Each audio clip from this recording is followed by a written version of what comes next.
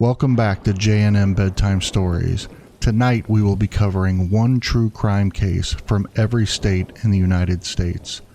This is the 50 States of True Crime. If you like this content, please hit the like button and consider subscribing. Turn on notifications so you don't miss future uploads. Now let's get into it. Alabama. The murder of Shannon Polk is a tragic and haunting true crime case that remains unsolved. Shannon Polk was an 11-year-old girl from Prattville, Alabama, whose life was brutally cut short in 2001. Shannon was a bright, friendly, and outgoing girl who lived in the Candlestick Trailer Park in Prattville. She was well known and liked in her community, often seen riding her bike and playing with friends in the neighborhood. Shannon's family and community described her as a typical 11-year-old who loved animals and had a cheerful disposition. On August 16, 2001, Shannon was last seen around her neighborhood. She had spent the day playing outside, visiting a friend's house, and riding her bicycle. Around noon, she returned home for lunch. After lunch, Shannon went back outside to play. She was last seen around 2:30 p.m.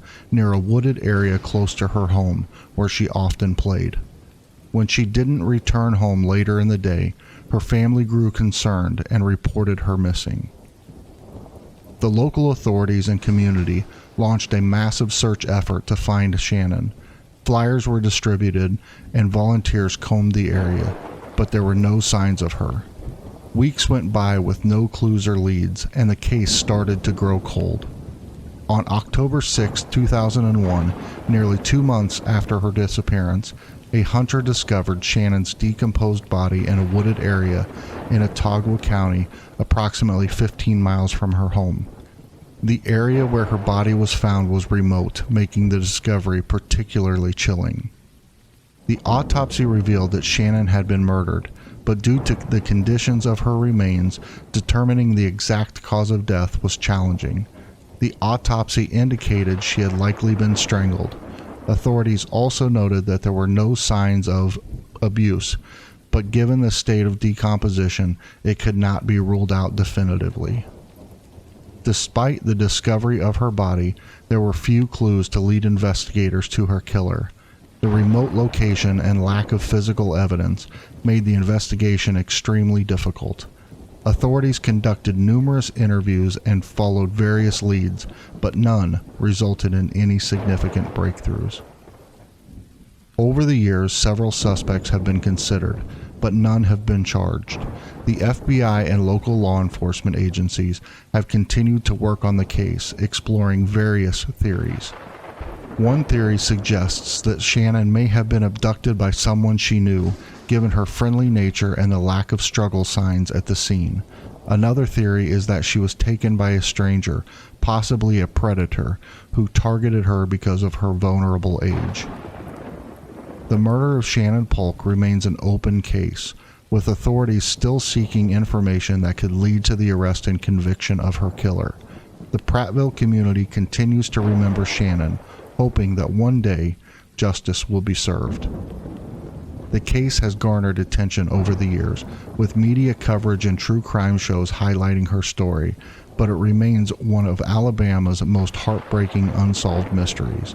Authorities urge anyone with information, no matter how small, to come forward to help bring closure to Shannon's family and bring her murderer to justice.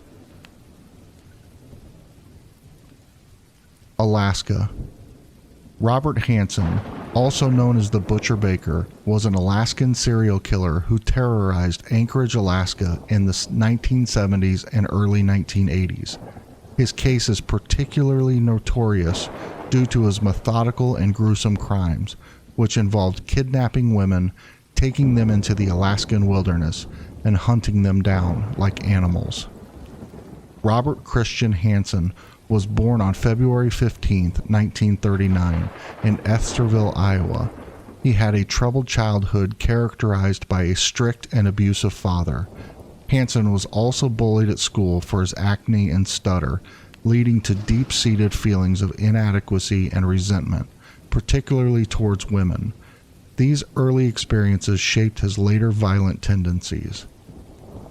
Hansen moved to Anchorage, Alaska in 1967, where he opened a bakery and became a well-liked member of the community. He was married and had children, leading a seemingly normal life. However, beneath this facade, Hansen harbored dark fantasies of violence and control. Hansen's modus operandi involved targeting adult workers and dancers whom he considered less likely to be missed. He would approach them with offers of money or posing for photographs. Once he had lured them, he would kidnap them at gunpoint, take them to his home, and subject them to prolonged periods of abuse and torture. Afterward, he would transport them by plane to the remote Nick River area, where he would release them into the wilderness and hunt them with a rifle, deriving pleasure from the power and control he exerted over his victims. The investigation into Hansen's crimes began in earnest when a 17-year-old victim, Cindy Paulson, escaped from Hansen in June 1983. She provided detailed descriptions of Hansen and his plane, which matched earlier reports for missing women. Paulson's account finally gave authorities the break they needed. Alaskan state troopers working with the FBI were able to connect Hansen to several missing women through a combination of witness statements, forensic evidence, and psychological profiling. A search of Hansen's property revealed a hidden cache of jewelry and other personal belongings of his victims, as well as an aviation map with X markings indicating the locations of where he had disposed of their bodies. In 1984, Robert Hansen was arrested and charged with multiple counts of assault, kidnapping, and murder. Facing overwhelming evidence, he eventually confessed to the murders of 17 women, although he was suspected of many more. In a plea bargain to avoid the death penalty, Hansen provided details of his crimes and helped locate the bodies of some of his victims. Hansen was sentenced to 461 years plus life in prison without the possibility of parole. He was incarcerated at Spring Creek Correctional Center in Seward, Alaska, where he died on August 21, 2014, at the age of 75 due to natural causes. The case of Robert Hansen is remembered as one of the most disturbing in American criminal history. It highlighted the vulnerability of marginalized women and the dangers they face, especially in isolated regions. Hansen's abilities to lead a double life also underscored the complexities of identifying and apprehending serial offenders. His story has been the subject of numerous books, documentaries, and films, ensuring that the memory of his heinous acts, as well as the stories of his victims, are not forgotten. Arizona. Jodi Arias was involved in a high-profile true crime case that captivated the public's attention due to its dramatic elements and sensational trial. Jodi Ann Arias was born on July 9, 1980 in Salinas, California. She met Travis Alexander in September 2006 at a prepaid legal services conference in Las Vegas, Nevada. Alexander, born on July 28, 1977, was a successful salesman and motivational speaker. The two began a romantic relationship shortly after the meeting. Arias moved from California to Mesa, Arizona to be closer to Alexander. However, their relationship was tumultuous and marked by numerous breakups and reconciliations. Despite officially ending their relationship in June 2007, they continued to see each other and maintained an adult relationship. On June 4, 2008, Travis Alexander was found brutally murdered in his home in Mesa, Arizona. His body was discovered by friends who became concerned after not hearing from him for several days. He had been shot in the head, stabbed 27 times, and his throat was slit from ear to ear. From the outset, Jodi Arias was a person of interest. She initially denied being in Mesa at the time of the murder, claiming she was on a road trip to Utah to visit a new love interest. However, her story began to unravel due to several pieces of incriminating evidence. Investigators recovered a digital camera from Alexander's washing machine, which contained time-stamped photos of Alexander and Arias together on the day of the murder, as well as images that appeared to have been taken accidentally during the attack. As well, Arias's blood was found mixed with Alexander's blood at the crime scene. A bloody palm print matching Arias was found in the hallway of Alexander's home. Jodi Arias was arrested on July 15, 2008, and charged with first-degree murder. During the trial, which began in January 2013, Arias's defense presented multiple stories about the events surrounding the murder. Initially, Arias denied any involvement in Alexander's death. Later, she claimed that two masked intruders broke into Alexander's home, attacked him, and threatened her. Finally, Arias admitted to killing Alexander, but claimed it was in self-defense after he became violent. The prosecution, led by Deputy Maricopa County Attorney Juan Martinez, argued that Arias killed Alexander in a jealous rage after he wanted to end their relationship and pursue other women. They painted a picture of Arias as a manipulative and obsessive ex-girlfriend who could not accept Alexander moving on. On May 8, 2013, the jury found Jodi Arias guilty of first-degree murder. The trial then entered a penalty phase to determine whether she should be sentenced to death or life in prison. The jury could not reach a unanimous decision on the death penalty, leading to a mistrial in the penalty phase. A retrial of the penalty phase also resulted in a deadlocked jury. In April 2015, Judge Sherry Stevens sentenced Jodi Arias to life in prison without the possibility of parole. The case garnered extensive media attention due to its lurid details and Arias' changing stories. Television networks covered the trial extensively, and Arias became a household name. Her demeanor, testimony, and the graphic nature of the crime made the case a media sensation. Jodi Arias is currently serving her life sentence in the Arizona State Prison Complex, Perryville. The case remains a subject of public fascination, with numerous books, documentaries, and even a television movie exploring its details.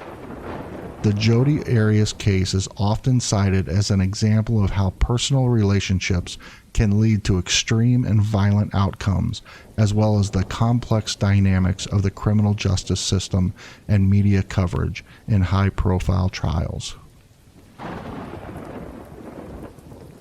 Arkansas. The West Memphis 3 case is a notorious true crime case that took place in West Memphis, Arkansas. The case involves the brutal murders of 3 8-year-old boys and the subsequent trial and conviction of 3 teenage boys. On May 5, 1993, 3 8-year-old boys, Stephen Branch, Michael Moore, and Christopher Byers, were reported missing. The following day, their bodies were found in a wooded area known as Robin Hood Hills. The boys had been brutally beaten and tied with their own shoelaces. Christopher Byers had been mutilated. The brutal nature of the crime and the location led to the widespread panic and rumors of satanic ritual. The West Memphis Police Department faced intense pressure to solve this case quickly. Their investigation soon focused on 3 local teenagers. Damian Eccles, an 18-year-old with a history of mental illness and an interest in occult practices. Jason Baldwin, a 16-year-old friend of Eccles, and Jesse Miskelly Jr., a 17-year-old with a reported IQ of 72, making him borderline intellectually disabled. Jesse Miskelly Jr. was interrogated for several hours without an attorney or his parents present.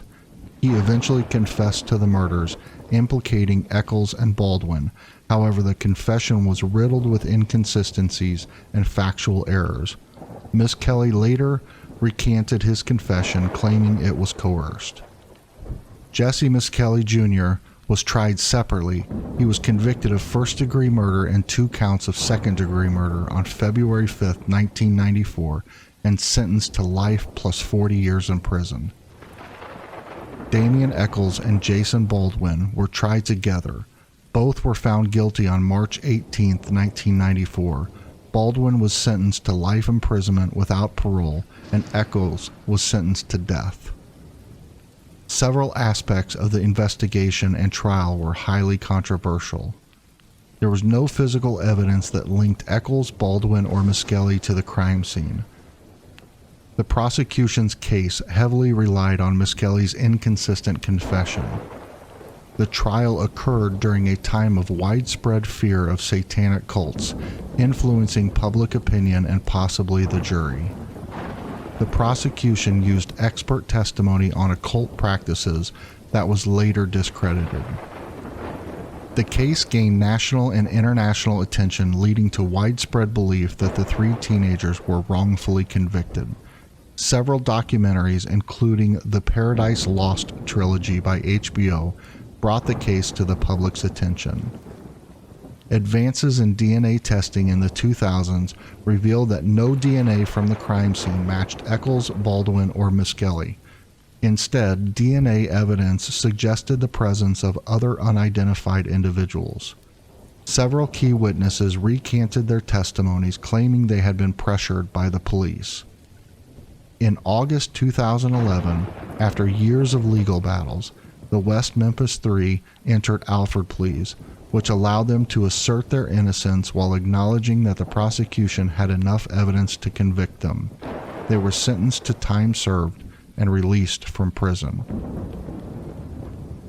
The West Memphis Three case remains a prominent example of possible wrongful conviction, highlighting issues such as coerced confessions, the influence of public hysteria, and the need for reform in the criminal justice system.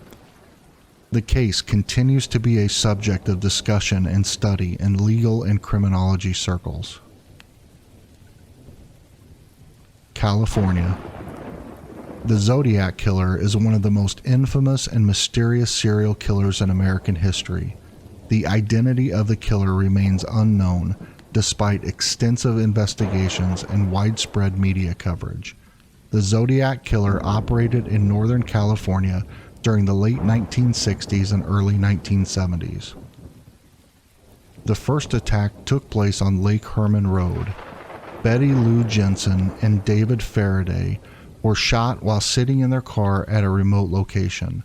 Betty Lou was shot multiple times while attempting to flee, and David was shot in the head at close range. The second attack took place in Blue Rock Springs on July 4, 1969. Victims Darlene Farron and Michael Maggio were sitting in a parked car when the killer approached and shot them multiple times. Darlene died from her injuries, but Michael survived and provided a description of the attacker. The third attack took place at Lake Berryessa on September 27, 1969. Brian Hartnell and Cecilia Shepard were picnicking when they were approached by a man wearing a hooded costume with a cross circle symbol on his chest. He tied them up and stabbed them multiple times. Cecilia died from her injuries, but Brian survived. The fourth attack took place at Presidio Heights on October 11, 1969. Paul Stein, a cab driver, was shot in the head by a passenger he had picked up. The killer took Paul's wallet and keys and tore off a piece of his shirt, which he later sent to the police along with letters. The Zodiac Killer is notorious for sending taunting letters to newspapers and police. These letters contained cryptograms, some of which remained unsolved to this day. The first letter was sent on August 1, 1969, to 3 newspapers: the Vallejo Times-Herald, the San Francisco Chronicle, and the San Francisco Examiner. The letter included a 408-symbol cryptogram that the killer claimed would reveal his identity. The Zodiac Killer sent several cryptograms, only one of which, the 408-symbol cipher, has been definitively solved. The deciphered message did not reveal the killer's identity, but contained a message about his pleasure in killing. The letters often included details about the murders that had not been released to the public, proving their authenticity. The letters also mocked the police's efforts to capture him and threatening more killings. Despite the extensive investigation, the Zodiac killer was never caught. Several suspects were investigated, but none were definitively linked to the crimes. Some key suspects included Arthur Leigh Allen, one of the most prominent suspects. Allen was identified based on several circumstantial pieces of evidence. However, there was no definitive proof, and Allen died in 1992 without being charged. Various other individuals were considered suspects over the years, but none were conclusively proven to be the Zodiac killer. The Zodiac killer has had a significant impact on popular culture, inspiring books, movies, documentaries, and extensive amateur sleuthing. The case remains one of the most compelling unsolved mysteries in criminal history. In recent years, advancements in forensic technologies, particularly DNA analysis, have led to renewed interest in the case. Some cold case investigators and amateur sleuths continue to analyze the evidence, hoping to fully uncover the identity of the Zodiac killer. The enduring mystery of the Zodiac killer continues to captivate the public and law enforcement, with the hope that one day the case might finally be solved. Colorado. The murder of JonBenet Ramsey is one of the most notorious unsolved true crime cases in American history. JonBenet Patricia Ramsey was a 6-year-old beauty queen who was found dead in her family's home in Boulder, Colorado on December 26, 1996. The case has captivated public interest for decades due to its complexity, the wealth and public profile of the Ramsey family, and the numerous theories about who committed the crime. JonBenet Ramsey was born on August 6, 1990, to parents John and Patsy Ramsey. John was a successful businessman and Patsy was a former beauty queen. The Ramseys lived in an upscale neighborhood in Boulder, Colorado. JonBenet participated in numerous child beauty pageants, which added to the media frenzy following her death. On the morning of December 26, 1996, Patsy Ramsey reported finding a ransom note on the stairs inside their home, demanding $118,000 for JonBenet's safe return. The note instructed the Ramseys not to contact the police, but Patsy immediately called 911. The police arrived and conducted a cursory search of the house, but did not find JonBenet. Later that afternoon, John Ramsey and a family friend discovered JonBenet's body in the basement. She had been strangled with a garrote made from a cord and the handle of a paintbrush, and her mouth was covered with duct tape. There were signs of a possible assault, though this aspect remains controversial. An autopsy revealed that JonBenet had died from asphyxiation due to strangulation, and she also had a skull fracture. The ransom note is one of the most puzzling pieces of evidence. It was unusually long, over 2.5 pages, and was written on paper from the Ramseys' home. The demanded amount, $118,000, was almost identical to John Ramsey's recent bonus. Handwriting analysis was inconclusive. Patsy Ramsey was not definitively identified as the author, but some experts suggested similarities to her handwriting. The investigation was heavily criticized for mishandling evidence and failing to secure the crime scene. Friends and family members were allowed to move freely around the house, potentially contaminating evidence. Initially, suspicion fell on the family. Some believe that Patsy Ramsey accidentally killed JonBenet in a fit of rage over bedwetting and then staged the crime scene to look like a kidnapping. Another theory suggests that John Ramsey was involved in the cover-up of an accidental death or to protect someone else. Some speculate that JonBenet's then 9-year-old brother Burke may have accidentally killed her and that the parents staged the kidnapping to protect him. Burke was later cleared by DNA evidence. Another theory posits that an intruder broke into the house and killed JonBenet. Evidence supporting this theory include a broken basement window that may have provided access to the house, an unidentified footprint found near the body, DNA evidence from an unknown male found in JonBenet's underwear and under her fingernails. This DNA did not match any family members and has not been identified. The case received massive media coverage, often sensationalized, with numerous books, documentaries, and television specials speculating on what happened. The Ramseys conducted numerous interviews asserting their innocence and criticizing the police investigation. In 2008, new DNA testing technology led the Boulder District Attorney to publicly exonerate John, Patsy, and Burke Ramsey, stating that the DNA evidence pointed to an unknown male. Despite this, public opinion remains divided, and many still believe that someone within the Ramsey family was involved. The case remains officially unsolved. In 2016, Burke Ramsey filed defamation lawsuits against several media outlets and individuals who publicly accused him of his involvement in his sister's death. The lawsuits resulted in several settlements, but they also rekindled public interest in the case. As of now, the murder of JonBenet Ramsey remains a mystery. Advances in forensic technology continue to offer hope that the case might one day be solved, but for now, it remains one of the most perplexing and tragic unsolved crimes in modern history. Connecticut.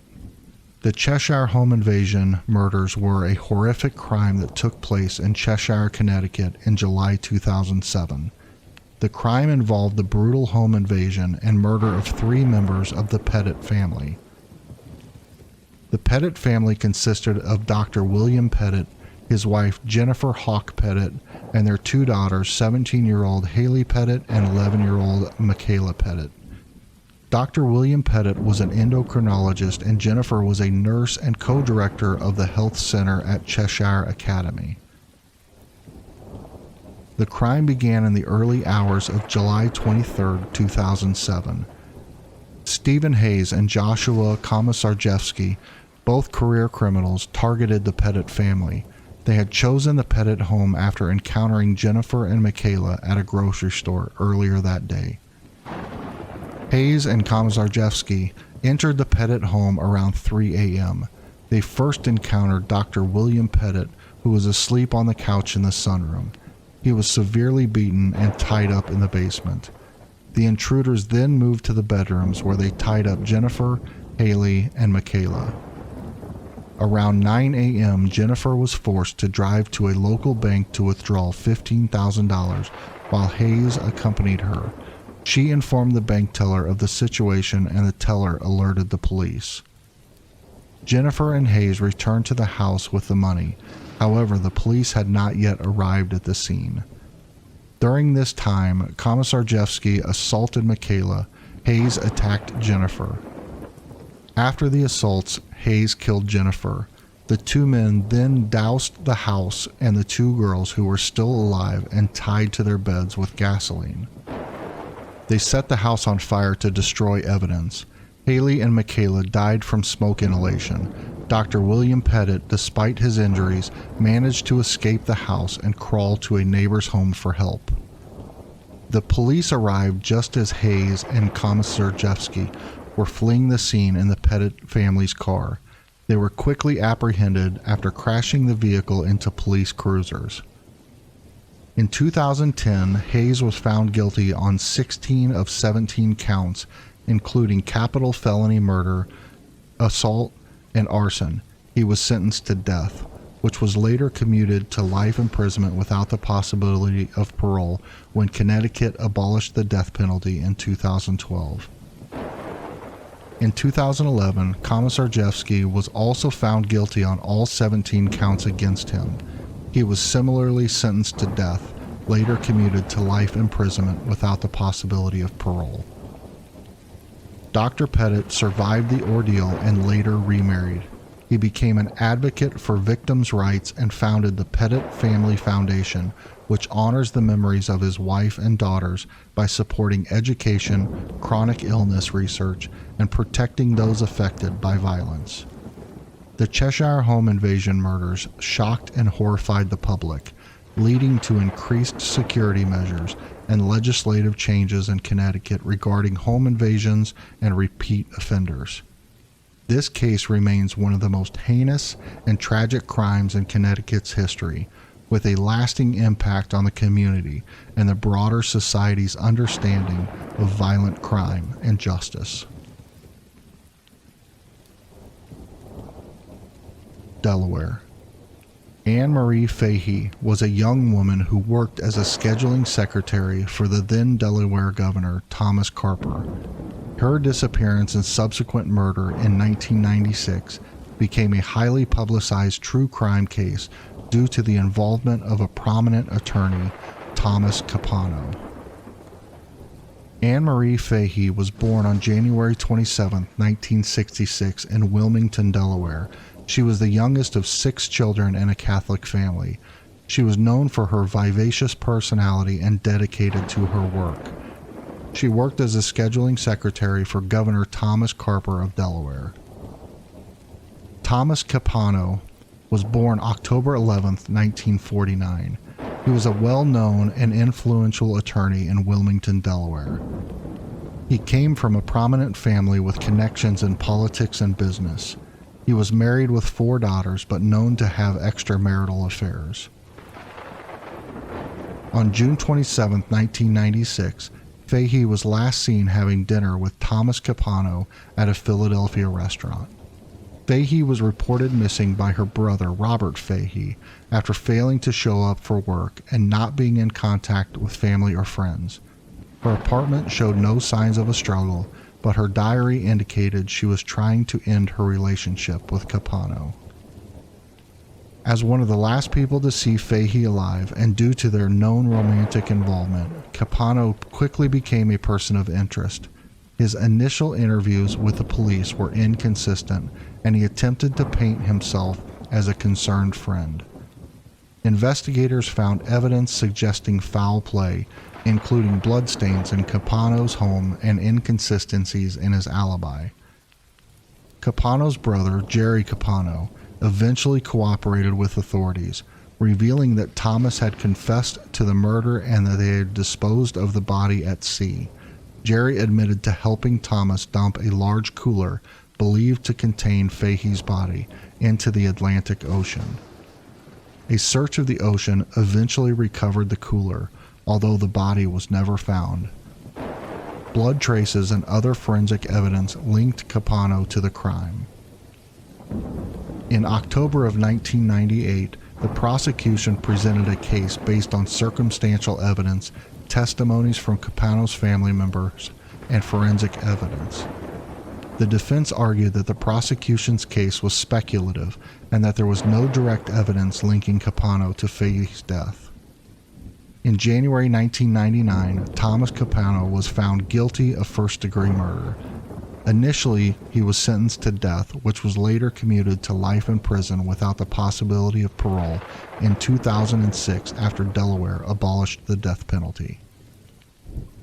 The Fahey family, devastated by Anne Marie's loss, became advocates for victims' rights and were active in supporting legislation for better protection and resources for families of crime victims. On September 19, 2011, Thomas Capano was found dead in his prison cell from sudden cardiac arrest at the age of 61. The case garnered significant media attention and has been the subject of books, documentaries, and true crime series highlighting the complexities of the investigation, the dramatic trial, and the shocking involvement of a respected attorney in such a heinous crime. Florida. Eileen Wuornos, often cited as America's first female serial killer, was convicted of murdering 7 men in Florida between 1989 and 1990. Her case is notable not only for the nature of the crimes, but also for intense media scrutiny and debate it generated regarding her life circumstances and motivations. Eileen Carol Warnos was born on February 29, 1956 in Rochester, Michigan. Her childhood was troubled. Her father, Leo Dale Pittman, was a convicted child offender, and mother, Diane Warnos, abandoned her and her older brother, Keith, when Eileen was just 4 years old. The siblings were then raised by their grandparents, Lori and Britta Warnos. Eileen claimed she was abused by her grandfather and began engaging in adult activities at a young age, which some believe was a means of survival. By the late 1970s, Eileen had a criminal record that included charges of driving under the influence, disorderly conduct, and firing a pistol from a moving vehicle. She moved to Florida in 1986, where she met Tyra Moore, a hotel maid, and the two began a romantic relationship. Eileen supported them through adult work, but her criminal activities escalated dramatically. Warno's killing spree began in 1989. Her victims were Richard Mallory, age 51, a convicted, killed on November 30th, 1989. Mallory was found with multiple gunshot wounds. David Spears, age 43, a construction worker, killed on June 1st, 1990. He was found nude with 6 bullet wounds. Charles Carskadon, age 40, a part-time rodeo worker, killed on May 31st, 1990. He was shot 9 times. Peter Sims, age 65, a retired merchant seaman, went missing in June of 1990. His body was never found, but his car was discovered with Warno's palm print on the door handle. Troy Burris, age 50, a sausage salesman, killed on July 31st, 1990. He was found with 2 bullet wounds. Charles Humphreys, age 56, a retired Air Force major and police chief, killed on September 11th, 1990. He was shot 6 times. Walter Antonio, age 62, a trucker, security guard, and police reservist, killed on November 19, 1990. He was shot 4 times. Warnos was arrested on July 9, 1991, at the Last Resort, a biker bar in Volusia County, Florida. Police had linked her to the crimes through evidence such as fingerprints and personal belongings found in the possession of her victims. Tyra Moore cooperated with the police and played a crucial role in Warnos's conviction by securing a taped confession. Warnos's trial for the murder of Richard Mallory began on January 16, 1992. She pleaded self-defense, claiming Mallory had attempted to her. Despite this defense, she was found guilty and sentenced to death. Warnos later pled no contest to the murders of Humphreys, Burress, and Spears, and was sentenced to death for each. She also received additional death sentences for the murders of Carskadon and Antonio. After spending a decade on death row, Eileen Warnos was executed by lethal injection on October 9, 2002 at Florida State Prison. Before her execution, she recanted her self-defense claims, stating she killed the men in cold blood and that she would kill again if released. Eileen Warnos' case has become the subject of numerous books, documentaries, and films. The 2003 film Monster, starring Charlize Theron, brought significant attention to her life story. The case continues to evoke discussions about the death penalty, mental health, and the circumstances that lead individuals to commit heinous crimes. Georgia. The Atlanta child murders is a case involving a series of murders committed in Atlanta, Georgia between 1979 and 1981. During this period, at least 28 children, adolescents, and adults, most of whom were African American, were killed. The case drew national attention due to the sheer number of victims and the fear that gripped the city. The first known victims were Edward Hope Smith and Alfred Evans, who disappeared on July 21, 1979. Their bodies were found the following days. Over the next several months, more children and teenagers went missing and were later found murdered. Most of the victims were strangled and some were asphyxiated. By mid-1980, the list of victims had grown significantly, prompting Mayor Maynard Jackson to allocate more resources to the investigation. The FBI was called in to assist local law enforcement.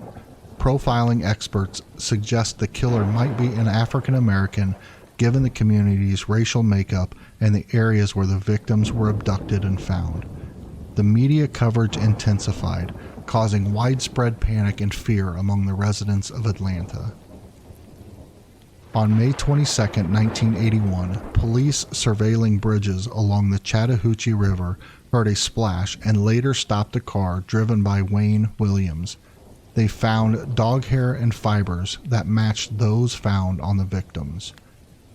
Wayne Bertram Williams, a 23-year-old African-American freelance photographer and music promoter, was arrested and charged with the murders of 2 adult victims, Nathaniel Cater and Jimmy Ray Payne. In a highly publicized trial in early 1982, Williams was convicted of 2 of the murders and sentenced to 2 consecutive life terms in prison. Investigators found fibers on the victims' bodies that matched the fibers from Williams' home, car, and his family dog.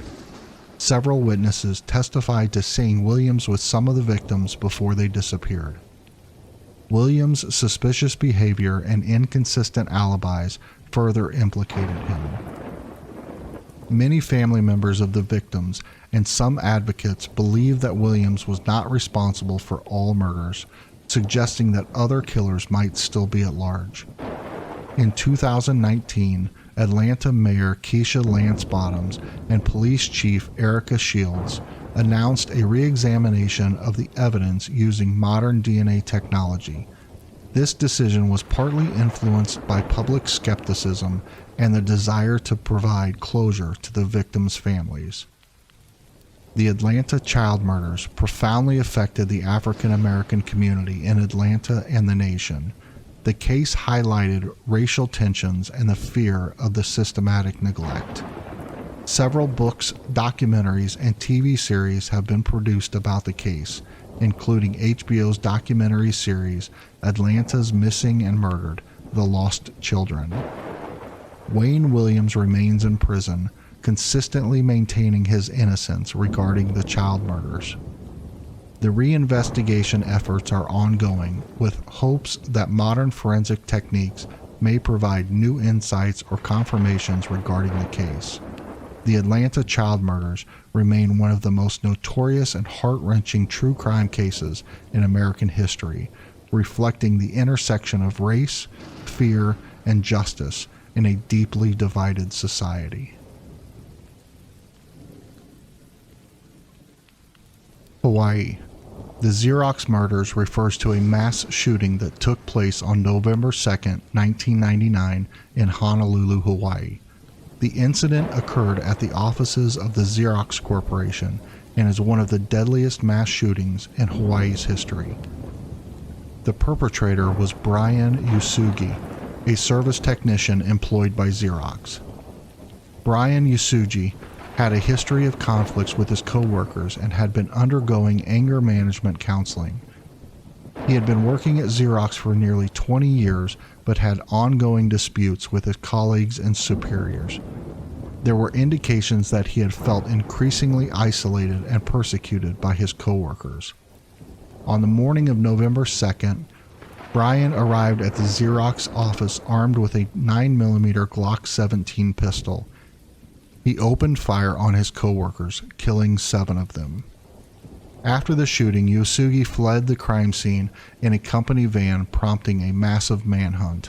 He was later found near the Hawaii Nature Center, where he eventually surrendered to police after a 5-hour standoff.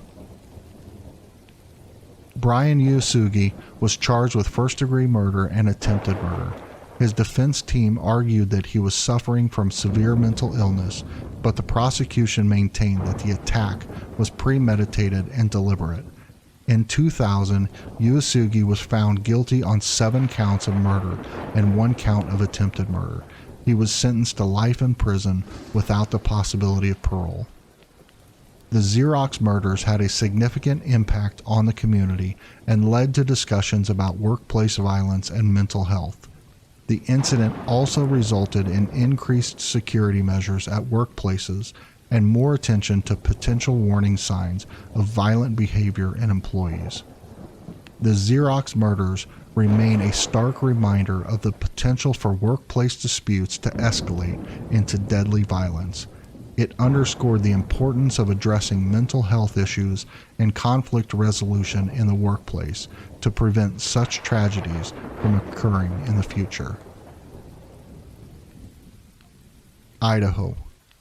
The murder of Cassie Jo Stoddart is a harrowing true crime case that took place in Pocatello, Idaho in 2006. Cassie Jo Stoddart was a 16-year-old high school student who was brutally murdered by two of her classmates, Brian Draper and Tori Adamczyk. Cassie Jo Stoddart, a junior at Pocatello High School, described as a responsible, well-liked student. She had a boyfriend named Matt Beckham. Brian Draper and Tori Adamczyk were both 16 years old at the time. They were also students at the same high school. They were friends with each other and shared an interest in filmmaking and horror movies. On September 22, 2006, Cassie Jo Stoddart was house-sitting for her aunt and uncle at their home. Her boyfriend, Matt Beckham, joined her for part of the evening to keep her company. Brian and Tori, the two classmates, visited Cassie and Matt at the house. After a short visit, they left, but planned to return later with sinister intentions. Draper and Adamczyk had premeditated the murder. They intended to make a real-life horror movie by killing someone they knew. They chose Cassie as their victim and planned the crime meticulously, even making a video diary detailing their intentions. Draper and Adamczyk returned to the house wearing dark clothing and masks. They had brought knives with them as well. After Matt left the house around 10:30 p.m., Cassie was alone. Draper and Adamczyk entered the house, cut the power to frighten her, and then brutally attacked her, stabbing her approximately 30 times. Cassie's body was discovered 2 days later by her aunt and uncle when they returned home. She was lying on the living room floor covered in blood. The investigation quickly focused on Draper and Adamczyk due to their suspicious behavior and inconsistencies in their stories. Further evidence, including the video recordings, were discovered implicating them in the murder. Draper eventually confessed to his involvement, leading police to more evidence, including the knives used in the murder and the clothing they wore during the attack. Both Draper and Adamczyk were tried separately. The prosecution presented a strong case, including the video diaries, forensic evidence, and Draper's confession. Both were found guilty of first-degree murder and conspiracy to commit murder. They were sentenced to life in prison without the possibility of parole. The murder of Cassie Jo Stoddart shocked the local community and garnered national attention due to the brutal nature of the crime and the young ages of those involved. The case has been the subject of various true crime documentaries, articles, and books exploring the motives and psychology of the teenage killers and the impact on Cassie's family and friends. The murder of Cassie Jo Stoddart remains a chilling example of how seemingly ordinary teenagers can commit horrific acts of violence driven by dark fantasies and a desire for notoriety. Illinois. John Wayne Gacy, often referred to as the Killer Clown, was an American serial killer and offender who tortured and murdered at least 33 teenage boys and young men between 1972 and 1978. His case is one of the most notorious and horrifying in American history. John Wayne Gacy was born March 17, 1942 in Chicago, Illinois. Gacy had a troubled relationship with his father, who was an abusive alcoholic. Despite a seemingly normal upbringing, Gacy exhibited early signs of psychological distress. He suffered from blackouts and was diagnosed with a heart condition in his teens. In 1968, Gacy was convicted of assaulting 2 teenage boys in Waterloo, Iowa. He was sentenced to 10 years but was released after 18 months for good behavior. After his release, Gacy moved to Norwood Park neighborhood in Chicago. He started a construction business, PDM Contractors, which allowed him to lure young men to his home under the guise of offering them work. Gacy often performed at children's parties and charitable events as Pogo the Clown or Patches the Clown, earning him the nickname Killer Clown. Gacy lured his victims with promises of work, drugs, or simply through force. Once at his home, he would handcuff them, assault them, and then strangle them with a rope or tourniquet. He buried 26 of his victims in the crawl space under his house, 3 others elsewhere on his property, and disposed of the remaining bodies in the Des Plaines River. Gacy's downfall began with the disappearance of 15-year-old Robert Piest in December 1978. Piest was last seen with Gacy, prompting police to investigate him. They discovered Gacy had a history of offenses and began surveillance. Initial searches of Gacy's home uncovered suspicious items such as high school ring, handcuffs, and a receipt for a roll of film belonging to another missing boy. Under increasing pressure, Gacy eventually confessed to the murders, describing his methods and the locations of the bodies. Gacy's trial began on February 6, 1980. He pled not guilty by reason of insanity, but the jury rejected his defense. On May 13, 1980, Gacy was found guilty of 33 murders. He was sentenced to death. Gacy spent 14 years on death row at the Menard Correctional Center in Illinois. During this time, he painted prolifically, creating many works of art that were later sold at auction. John Wayne Gacy was executed by lethal injection on May 10, 1994. Gacy's case brought significant attention to the issues of serial killings and violence. His ability to evade detection for so long highlighted flaws in the criminal justice system. The case has been the subject of numerous books, documentaries, and films. It remains one of the most infamous true crime stories, often cited in discussions of the psychology of serial killers. Gacy was diagnosed as a psychopath, exhibiting a lack of empathy, manipulative behavior, and a superficial charm. He maintained a facade of a respectable businessman and community member while secretly engaging in heinous crimes. John Wayne Gacy's crimes left a lasting scar on the American psyche, symbolizing the horrific potential for evil that can lurk behind a seemingly benign exterior. Indiana. The true crime case of Sylvia Likens is a deeply distressing story of abuse and murder that occurred in Indianapolis, Indiana in 1965. It is often regarded as one of the most horrific cases of child abuse in American history. Sylvia Marie Likens was born on January 3, 1949, to Lester and Betty Likens. She had 4 siblings, Diana, Danny, Jenny, and Benny. Her parents were carnival workers, which led to an unstable home environment, with the children frequently being left in the care of others while their parents traveled for work. In July 1965, Lester and Betty Likens decided to leave Sylvia and her younger sister Jenny in the care of Gertrude Baniszewski, a single mother of 7 children, for a weekly fee of $20. Likens hoped that this arrangement would provide a stable environment for their daughters while they worked on the carnival circuit. Initially, the arrangement seemed to work, but financial difficulties and other stressors soon caused problems. Gertrude Baniszewski, along with her children and other neighborhood kids, began to subject Sylvia to escalating abuse. Sylvia was frequently beaten with various objects, including belts and paddles. Sylvia was often denied food, leading to severe malnutrition. Hot objects such as cigarettes were used to burn Sylvia's skin. Sylvia was forced to endure humiliating acts and taunted with insults.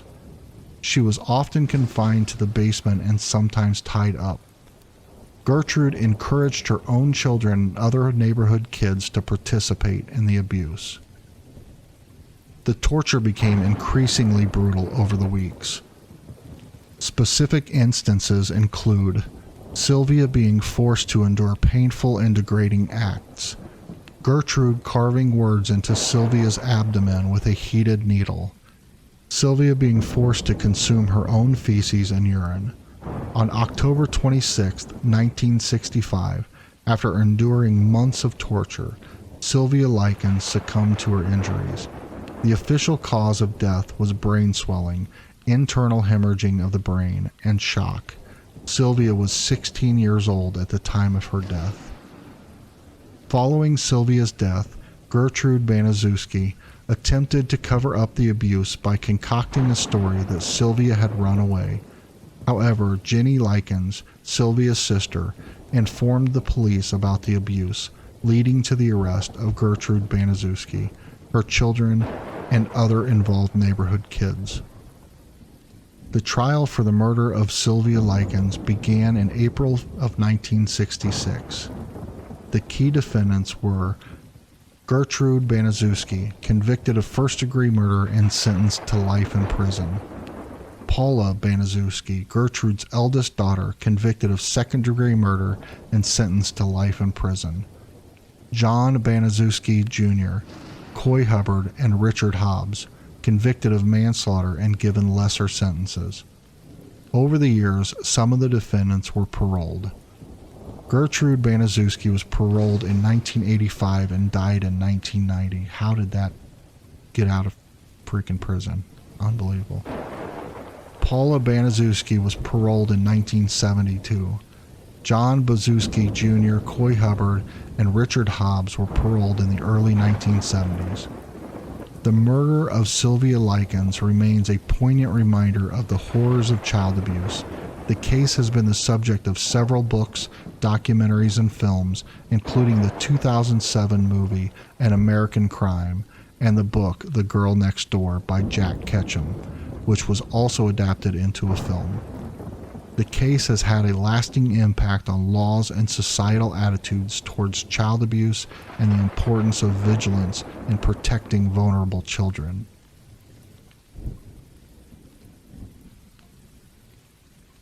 Iowa. The Villisca Axe murders are one of the most notorious and chilling unsolved cases in American true crime history. The crime took place in the small town of Villisca, Iowa, on the night of June 9, 1912. 8 people, including 6 members of the Moore family and 2 house guests, were brutally murdered in their sleep with an axe. The victims were Josiah B. Moore, 43 years old, Sarah Montgomery Moore, 39 years old, Herman Moore, 11 years old, Catherine Moore, 10 years old, Boyd Moore, 7 years old, Paul Moore, 5 years old, Lena Stillinger, 12 years old, and Ina Stillinger, 8 years old. The Stillinger sisters were friends with the Moore children and had stayed over after attending a church function with the family. The murders were discovered on the morning of June 10, 1912, when a neighbor, Mary Peckham, noticed that the Moore household was unusually quiet. When she could not get a response, she called Ross Moore, Josiah's brother. Ross entered the house and found the gruesome scene, after which he contacted the local authorities. All victims had been bludgeoned with an axe. Most of the blows were delivered to the heads of the victims while they slept. Josiah Moore received the most vicious attack, with his face being so badly damaged that his eyes were missing. The axe used belonged to Josiah Moore. The victims were found in their beds, suggesting they were killed while they sleep. Lena Stillinger was found with defensive wounds and a partially pulled up nightgown, indicating she might have woken up and tried to fight off the attacker. The axe was found in the room occupied by the Stillinger sisters. It was cleaned and left leaning against the wall. Mirrors in the house were covered, and a kerosene lamp with the chimney removed was found at the foot of Josiah and Sarah Moore's bed. A slab of bacon wrapped in a cloth was found in the house, and the murderer had apparently washed his hands in a bowl of water left at the scene. Despite extensive investigations, the case remains unsolved. Several suspects were considered over the years. Frank Jones, a prominent Villisca resident and Iowa State Senator, Jones had a business rivalry with Josiah Moore. It was speculated that he might have hired someone to commit the murders. William Blackie Mansfield, a known serial killer. Mansfield was suspected because he was believed to have committed similar axe murders in other locations. However, he had alibis for the night of the Villisca murders. Reverend George Kelly, a traveling minister with a history of mental illness and strange behavior. Kelly had attended the church event with the Moore family the night of the murders. He later confessed to the crime, but recanted his confession.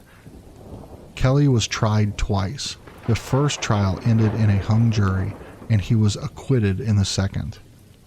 Various other criminals, including transient workers and known criminals, were investigated but ultimately not charged. The Villisca axe murders have generated numerous theories over the years, ranging from professional hits to the work of a serial killer.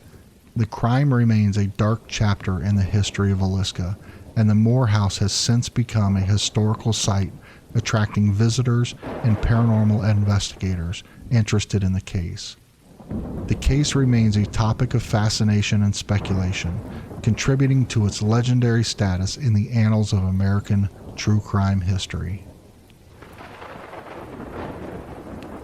Kansas. The case of the BTK killer, Dennis Rader, is one of the most infamous true crime stories in American history. Dennis Rader was born on March 9, 1945, in Pittsburgh, Kansas.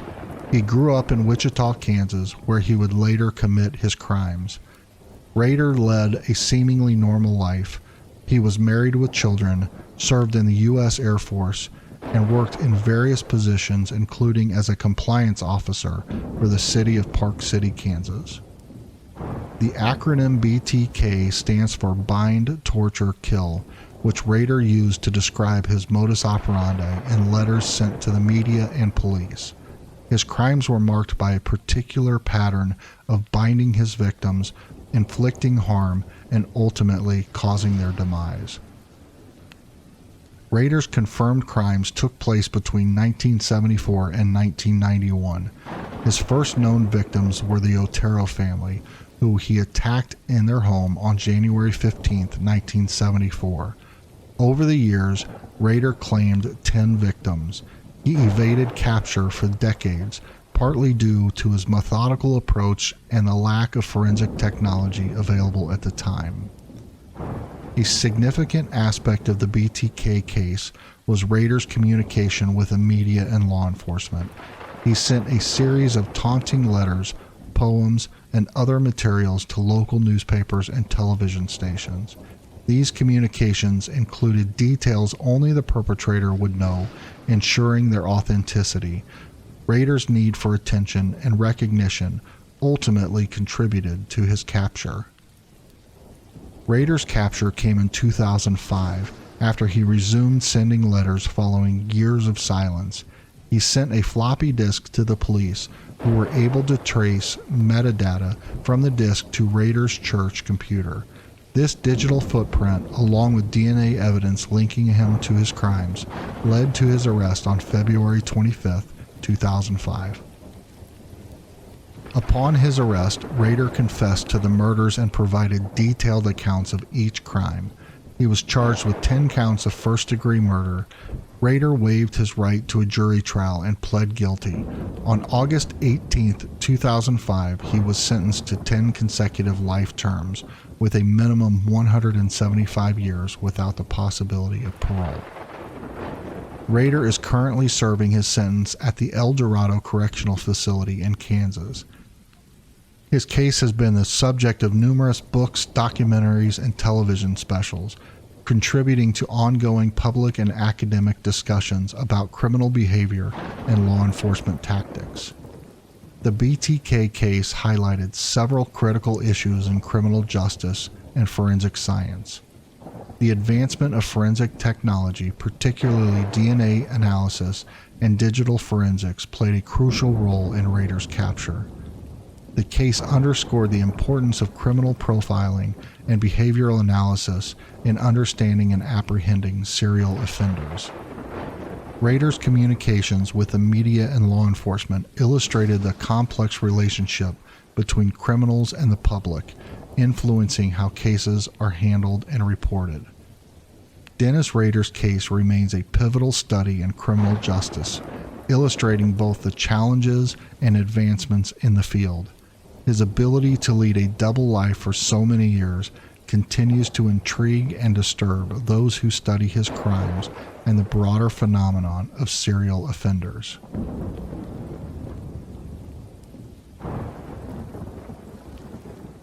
Kentucky. Jessica Curran was an 18-year-old mother of two living in Mayfield, Kentucky. She was last seen alive on July 29, 2000. Jessica's body was discovered on August 1, 2000, behind Mayfield Middle School. Her body was badly decomposed, making the cause of death difficult to determine initially. However, it was later established that she had been assaulted, beaten, and strangled. The investigation into Jessica's murder was fraught with difficulties and controversies. Initially, the case went cold, with no substantial leads or arrests. However, local and state authorities continued to investigate, re-interviewing witnesses and re-examining evidence over the years. Several individuals came forward with information, but many were either unreliable or had ulterior motives. Some witnesses recanted their statements or gave conflicting accounts, further complicating the investigation. Advances in forensic technology allowed for a re-examination of the evidence. DNA samples were tested and retested, but results were inconclusive in identifying a definitive suspect. The local community, along with Jessica's family, put significant pressure on law enforcement to solve the case. This led to renewed efforts and resources being allocated to the investigation. In 2006, 6 years after Jessica's murder, new information led to significant developments. Several individuals were arrested in connection with Jessica's murder. These included suspects who were previously interviewed but not charged due to lack of evidence. Some of those arrested provided detailed accounts of the events leading up to and following Jessica's murder. These accounts were critical in piecing together the sequence of events and establishing the involvement of different individuals. Tammy Papineau, one of the key suspects who initially provided conflicting information but later implicated herself and others in the murder. Michael Hall, another suspect who, according to testimonies, was involved in the assault and murder of Jessica. Through a combination of witness testimonies, confessions, and forensic evidence, several individuals were eventually convicted. Tammy Papineau, convicted of multiple charges including tampering with evidence and hindering prosecution. Michael Hall, convicted of murder and other related charges. The case of Jessica Curran had a significant impact on the Mayfield community and beyond. The case highlighted the need for improvements in the handling of cold cases and importance of forensic advancements in solving crimes. Jessica's murder brought attention to issues of violence against women and the importance of community vigilance and support for victims' families. Jessica's family continues to advocate for justice and support for other families affected by similar tragedies. The murder of Jessica Curran remains a stark reminder of the complexities and challenges involved in solving violent crimes, especially when initial investigations face setbacks and controversies. Her case underscores the importance of persistence, community involvement, and advancements in forensic science in bringing justice to victims and their families. Louisiana. The true crime case of the murder of Addie Hall is a tragic and disturbing story that occurred in New Orleans, Louisiana in October 2006. It involves the brutal murder of Addie Hall by her boyfriend, Zach Bowen. Addie Hall, born Adrienne Addie Hall in 1976, she was a free-spirited and artistic woman known for her bohemian lifestyle. She moved to New Orleans and fell in love with the city's vibrant culture. Born in 1978, Zach Bowen was a former Army soldier who had served in Iraq and Kosovo. After leaving the military, he moved to New Orleans, where he met Addie Hall. Addie and Zach met in 2005 and quickly became a couple. Their relationship was intense and passionate, but also tumultuous. They both struggled with personal demons, including substance abuse and mental health issues. Despite their problems, they decided to stay together and even weathered the aftermath of Hurricane Katrina in their apartment in the French Quarter, becoming local celebrities for their resilience and hospitality during the crisis. In October 2006, their relationship took a dark turn. On October 17th, Zach Bowen murdered Addie Hall in their shared apartment. After killing Addie by strangulation, Zach dismembered her body. He placed her remains in various parts of their apartment, with some parts stored in the refrigerator and others cooked on the stove. He also left a handwritten note confessing to the crime and explaining his actions. The murder came to light when Zach Bowen took his own life by jumping off the roof of the Omni Royal Orleans Hotel on October 17, 2006. In his pocket, police found a note that led them to the apartment, where they discovered the horrifying scene. In his note, Zach detailed the murder and expressed his remorse. He cited his struggles with PTSD, depression, and guilt from his military service as contributing factors to his actions.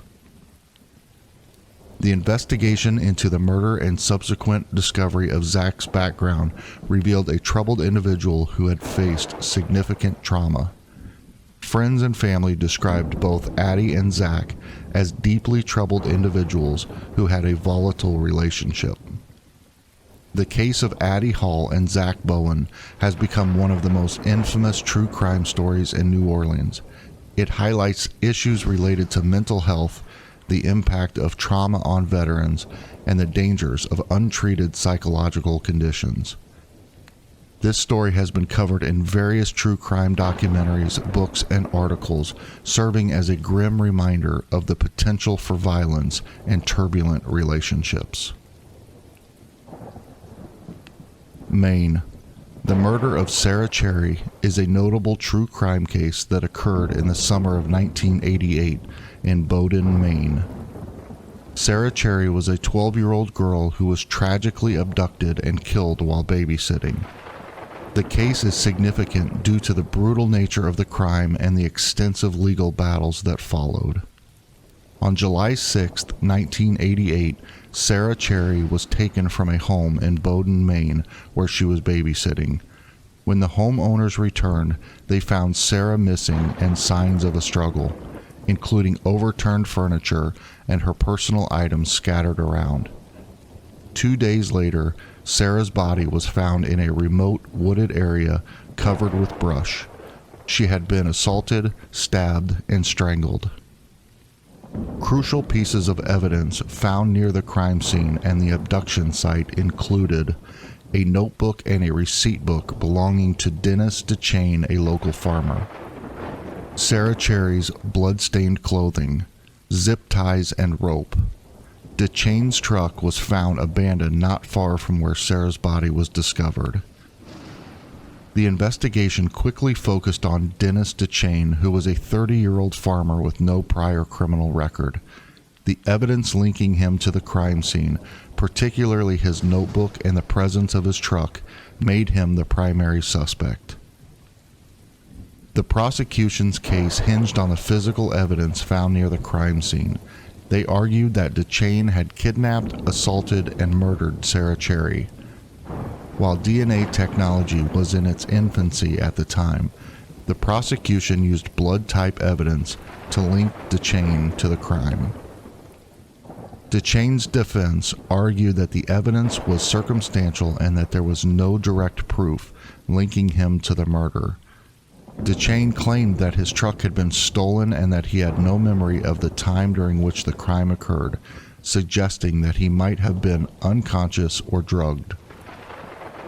In 1989, Dennis DeChain was found guilty of the kidnapping and murder of Sarah Cherry. He was sentenced to life in prison without the possibility of parole. DeChain has consistently maintained his innocence since his conviction. Over the years, his legal team has sought new trials based on advancements in DNA testing and the claims of new evidence. In the 2000s, additional DNA testing was conducted, but the results were inconclusive or failed to exonerate DeChain. The case has seen numerous appeals and motions for a new trial, but as of the latest updates, DeChain remains in prison. The case has garnered significant public interest, with supporters arguing that he was wrongfully convicted and others maintaining his guilt based on the evidence presented at trial. The murder of Sarah Cherry and the subsequent legal battles have been widely covered in the media, leading to books, documentaries, and ongoing debates about the case. The public remains divided, with some believing in DeChain's guilt and others advocating for his innocence and a new trial based on potential new evidence and perceived flaws in the original investigation. The murder of Sarah Cherry is a complex case involving brutal crime, significant physical evidence, and extensive legal proceedings. While Dennis DeChain was convicted and remains imprisoned, the debates surrounding his guilt or innocence continue to evoke strong emotions and discussions about justice and the legal system. Maryland. The Beltway Snipers, also known as the DC Snipers, were responsible for a series of coordinated shootings that terrorized the Washington, D.C. metropolitan area, as well as parts of Maryland and Virginia, over a 3-week period in October 2002. The perpetrators were John Allen Muhammad and Lee Boyd Malvo. Here are the detailed aspects of the case. John Allen Muhammad. Born John Allen Williams in 1960, he changed his name after converting to Islam. He served in the U.S. Army, where he received extensive training in marksmanship.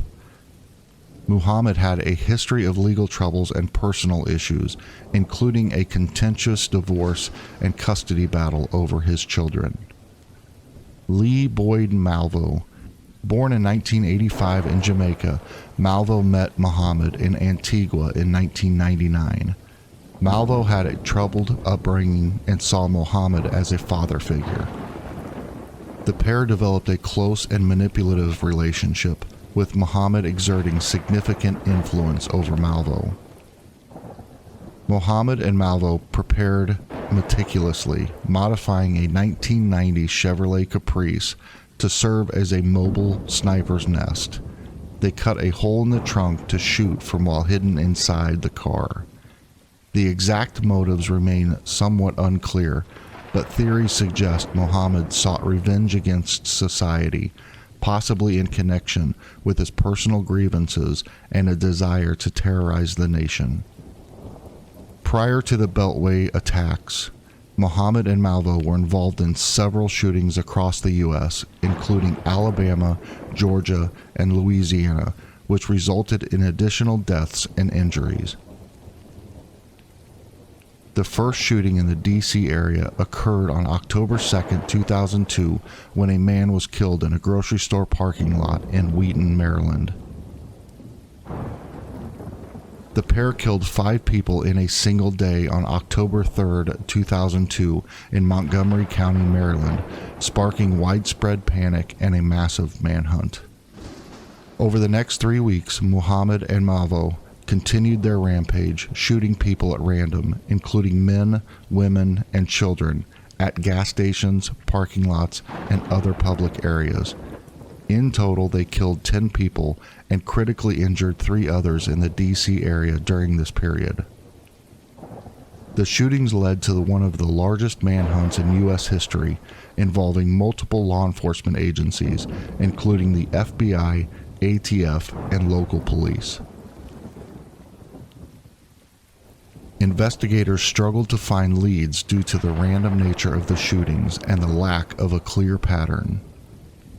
Key evidence came from a series of cryptic messages left by the snipers, including a tarot card with the message, "Call me God." A tip from a previous associate of Muhammad and Malvo linked them to the Chevrolet Caprice. Ballistic evidence tied the same Bushmaster .22 caliber rifle to all the shootings. On October 24, 2002, Muhammad and Malvo were found sleeping in their car at a rest stop in Myersville, Maryland, and were arrested without incident. Muhammad was tried in Virginia and found guilty of capital murder, terrorism, and firearms charges. He received the death penalty and was executed by lethal injection on November 10, 2009. Lee Boyd Malvo, as a minor at the time of the crimes, was tried separately and received multiple life sentences without the possibility of parole. In recent years, Malvo's case has been revisited due to Supreme Court rulings regarding life sentences for juveniles, but as of now, he remains incarcerated. The Beltway sniper attacks had a profound impact on the nation, leading to widespread fear and changes in public behavior, particularly in the affected areas. The case also influenced law enforcement tactics and strategies for dealing with similar threats in the future. The case highlighted issues related to gun control, juvenile justice, and the death penalty. It also sparked discussions about the influence of mentorship and manipulation in criminal behavior, particularly involving vulnerable individuals like Malvo.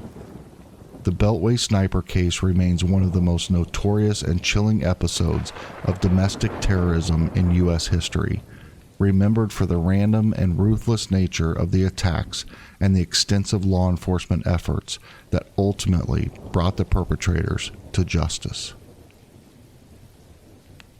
Massachusetts. The Boston Strangler refers to the case of a series of murders that took place in the Boston area during the early 1960s. The case involved the assault and murder of 13 women, leading to one of the most infamous crime sprees in American history. The true identity and the involvement of a single perpetrator have been topics of debate among law enforcement, criminologists, and public for decades. The Boston Strangler's victims were all women, ranging in age from 19 to 85, and the murders occurred between 1962 and 1964. The Boston Police Department, along with the Massachusetts State Police and the Attorney General's Office, were involved in the investigation. The murders caused widespread panic, and the media played a significant role in sensationalizing the case, dubbing the perpetrator the Boston Strangler. The Strangler often gained access to the victims' apartments by posing as a handyman or delivery person. The women were assaulted and then strangled with an item of their own clothing. The crime scenes often showed no signs of forced entry, suggesting that the victims willingly let their killer in. Albert DeSalvo was eventually arrested in October 1964 for a series of unrelated crimes known as the Green Man Assaults, where he posed as a model scout to lure women and then assault them. While in custody, DeSalvo confessed to being the Boston Strangler to his cellmate, George Nassar, who then informed his attorney, F. Lee Bailey. Bailey took on DeSalvo's case and facilitated his confessions to the murders. DeSalvo's confessions were detailed and included specific information about the crime scenes that had not been made public. However, there were inconsistencies and doubts about his ability to have committed all the murders. DeSalvo was never tried for the Boston Strangler murders. Instead, he was tried for the Green Man assaults and sentenced to life in prison in 1967. In 2001, new DNA testing technology allowed for a re-examination of the evidence. Samples from the last victim, Mary Sullivan, were tested, but initial results did not match DeSalvo's DNA. However, in 2013, further testing using more advanced techniques confirmed a DNA match between DeSalvo and the evidence from Sullivan's crime scene, providing a posthumous link to at least one of the murders. Some investigators and criminologists believe that not all of the murders were committed by the same person. Differences in the modus operandi, the ages of the victims, and other forensic evidence have led to theories that more than one killer might have been involved. There are debates about the validity of DeSalvo's confessions. Some believe he confessed for the notoriety or due to his psychological state, while others think he might have been coached on details of the crimes. DeSalvo underwent several psychological evaluations, and opinions varied on his mental state. Some experts believed he had a personality disorder, but was competent to stand trial, while others thought he was mentally unstable. The case of the Boston Strangler had a significant impact on forensic science and criminal investigations. It highlighted the importance of preserving biological evidence and paved the way for advancements in DNA technology. The true crime case of the Boston Strangler remains one of the most notorious in American history, while Albert DeSalvo's posthumous DNA link to one of the victims provides some closure. The full extent of his involvement and the possibility of other perpetrators remains subjects of debate. The case underscores the complexities of criminal investigation and the evolving nature of forensic science. Michigan. The Oakland County child killer case, also known as the babysitter killer case, refers to a series of child murders that occurred in Oakland County, Michigan between 1976 and 1977. The case remains one of the most infamous and haunting unsolved murder cases in American history. The OCCK is believed to be responsible for the abduction and murder of at least 4 children.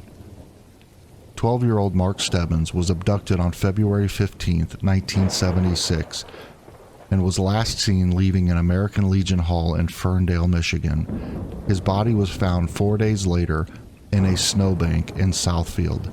He had been assaulted and suffocated. Jill Robinson, age 12, was abducted on December 22, 1976. Jill had a disagreement with her mother and left her home on her bicycle. Her body was found alongside Interstate 75. She had been shot twice in the face with a shotgun. Christine Mielek, age 10, abducted January 2, 1977. Christine disappeared after going to a 7-Eleven store to buy a magazine. Her body was discovered in a snowbank in Franklin Village. She had been suffocated. Timothy King, age 11, was abducted on March 16, 1977. Timothy was last seen leaving a pharmacy. His body was found in a ditch in Livonia, Michigan. He had been assaulted and suffocated. His clothing was neatly washed and pressed. The investigation into the Oakland County child killer case was extensive and involved multiple law enforcement agencies, including the Michigan State Police, the FBI, and local police departments. Despite significant efforts, the killer was never apprehended. FBI profilers suggested the killer was likely a white male in his mid-20s to mid-30s who was familiar with the Oakland County area and possibly lived there. He was thought to be someone who could gain trust of children, leading to the nickname Babysitter Killer. There were several reports of suspicious individuals and vehicles seen near the abduction sites. However, none of these leads resulted in a breakthrough. Over the years, several suspects were considered, including Archibald Edward Sloan, whose hair samples found in his car matched hair found on the victims. Christopher Bush, a convicted child who committed in 1978. Some investigators believe he might be linked to the case, but no conclusive evidence was found. Several theories have emerged over the years regarding the identity and motive of the Oakland County child killer. Some investigators and experts have suggested that there may have been more than one person involved in the murders, given the different methods of killing and the lack of a clear pattern. In recent years, investigators have re-examined the case using modern DNA techniques. In 2012, it was reported that new DNA evidence linked hairs found on the victims to the family of Archibald Edward Sloan, but this has not led to a conclusive resolution. The Oakland County child killer case has a profound impact on the community, leading to increased fear and heightened awareness of child safety. It remains a topic of interest for true crime enthusiasts and has been the subject of books, documentaries, and podcasts. Despite the passage of time, the families of the victims and the investigators involved in the case continue to seek justice and closure. The case remains open, and law enforcement agencies will still encourage anyone with information to come forward. Minnesota. The murder of Heidi Firkus is a true crime case that took place on April 25, 2010 in St. Paul, Minnesota. Heidi Firkus was born on June 23, 1983. Heidi was a 27-year-old woman married to Nicholas "Nick" Firkus. She was known for her friendly nature and involvement in her church community. Nick Firkus, born on December 20, 1982, was Heidi's husband. The couple had been married for about 5 years and were facing financial difficulties, including a pending foreclosure on their home. On the morning of April 25, 2010, Nick Firkus called 911, reporting a home invasion. He claimed that an intruder had broken into their house, and during a struggle, both he and Heidi were shot. When police arrived, they found Heidi dead from a gunshot wound and Nick with a gunshot wound to the thigh. Nick Firkus told the police that he had heard noises and, believing there was an intruder, armed himself with a shotgun. He stated that he and Heidi went downstairs where they encountered the intruder. According to Nick, there was a struggle, during which Heidi was shot in the back and he accidentally shot himself in the thigh. The investigation raised several questions about Nick's account. Police found no signs of forced entry, and neighbors did not report seeing or hearing anything unusual. It was discovered that the Firkus home was in foreclosure, and the couple was scheduled to be evicted the next day. This fact was initially unknown to Heidi's family and friends, raising suspicions about Nick's possible motives. The trajectory of the gunshots and the positions of the bodies were scrutinized. Some experts questioned the likelihood of Nick's story, suggesting the possibility of an alternative scenario. For several years, the case remained unsolved, with Nick maintaining his innocence. However, in 2021, significant developments occurred. Re-examination of physical evidence with advances in forensic technology and renewed scrutiny of the case led to re-evaluations of the evidence. On May 19, 2021, Nick Firkus was arrested and charged with second-degree murder in connection with Heidi's death. Prosecutors alleged that Nick had staged the home invasion to cover up the murder, driven by the couple's financial problems and the impending foreclosure. In 2022, Nick Firkus stood trial for the murder of Heidi. The prosecution argued that Nick's financial desperation and fear of losing his home led him to murder his wife and fabricate the home invasion story. The defense maintained that Nick was innocent and that the evidence was circumstantial. Ultimately, Nick Firkus was found guilty of the murder of Heidi Firkus. The verdict brought some closure to Heidi's family, who had sought justice for over a decade. The murder of Heidi Firkus is a tragic case that highlights issues of financial stress, domestic violence, and the complexities of criminal investigations. It also underscores the importance of forensic evidence and the challenges in uncovering the truth in cases involving intimate partners. Mississippi. Emmett Till's case is one of the most infamous and tragic episodes in American civil rights history. Emmett Lewis Till was a 14-year-old African-American boy from Chicago, Illinois. Born on July 25, 1941, he was raised in a relatively progressive urban environment. In August 1955, Emmett traveled to Monet, Mississippi to visit relatives. The South was still deeply segregated and racial tensions were high. On August 24, 1955, Emmett and a group of teenagers went to Bryant's grocery store and meat market.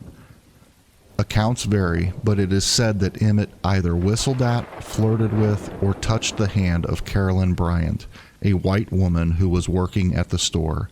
This behavior was considered highly inappropriate and dangerous for a black person in the South at the time. 4 days later, on August 28, 1955, Emmett Till was kidnapped from his great-uncle Moses Wright's home by Roy Bryant, Carolyn's husband, and his half-brother J.W. Milam.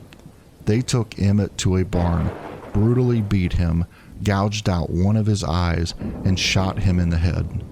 They then tied a 75-pound cotton gin fan around his neck with barbed wire and dumped his body in the Tallahatchie River.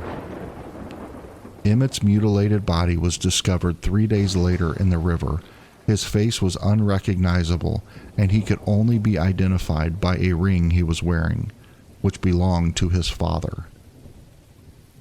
Mamie Till Mobley, Emmett's mother, made the courageous decision to have an open casket funeral, allowing the world to see the horrific extent of the violence inflicted on her son. Photos of Emmett's body were published in Jet magazine and other media outlets, sparking national and international outrage. Ron Bryant and J.W. Milam were arrested and charged with Emmett Till's murder. The trial began on September 19, 1955 in Sumner, Mississippi.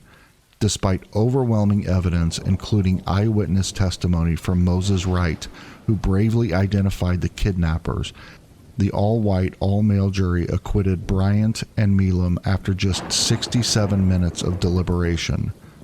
One juror reportedly said they took a soda break to stretch the deliberations to an hour.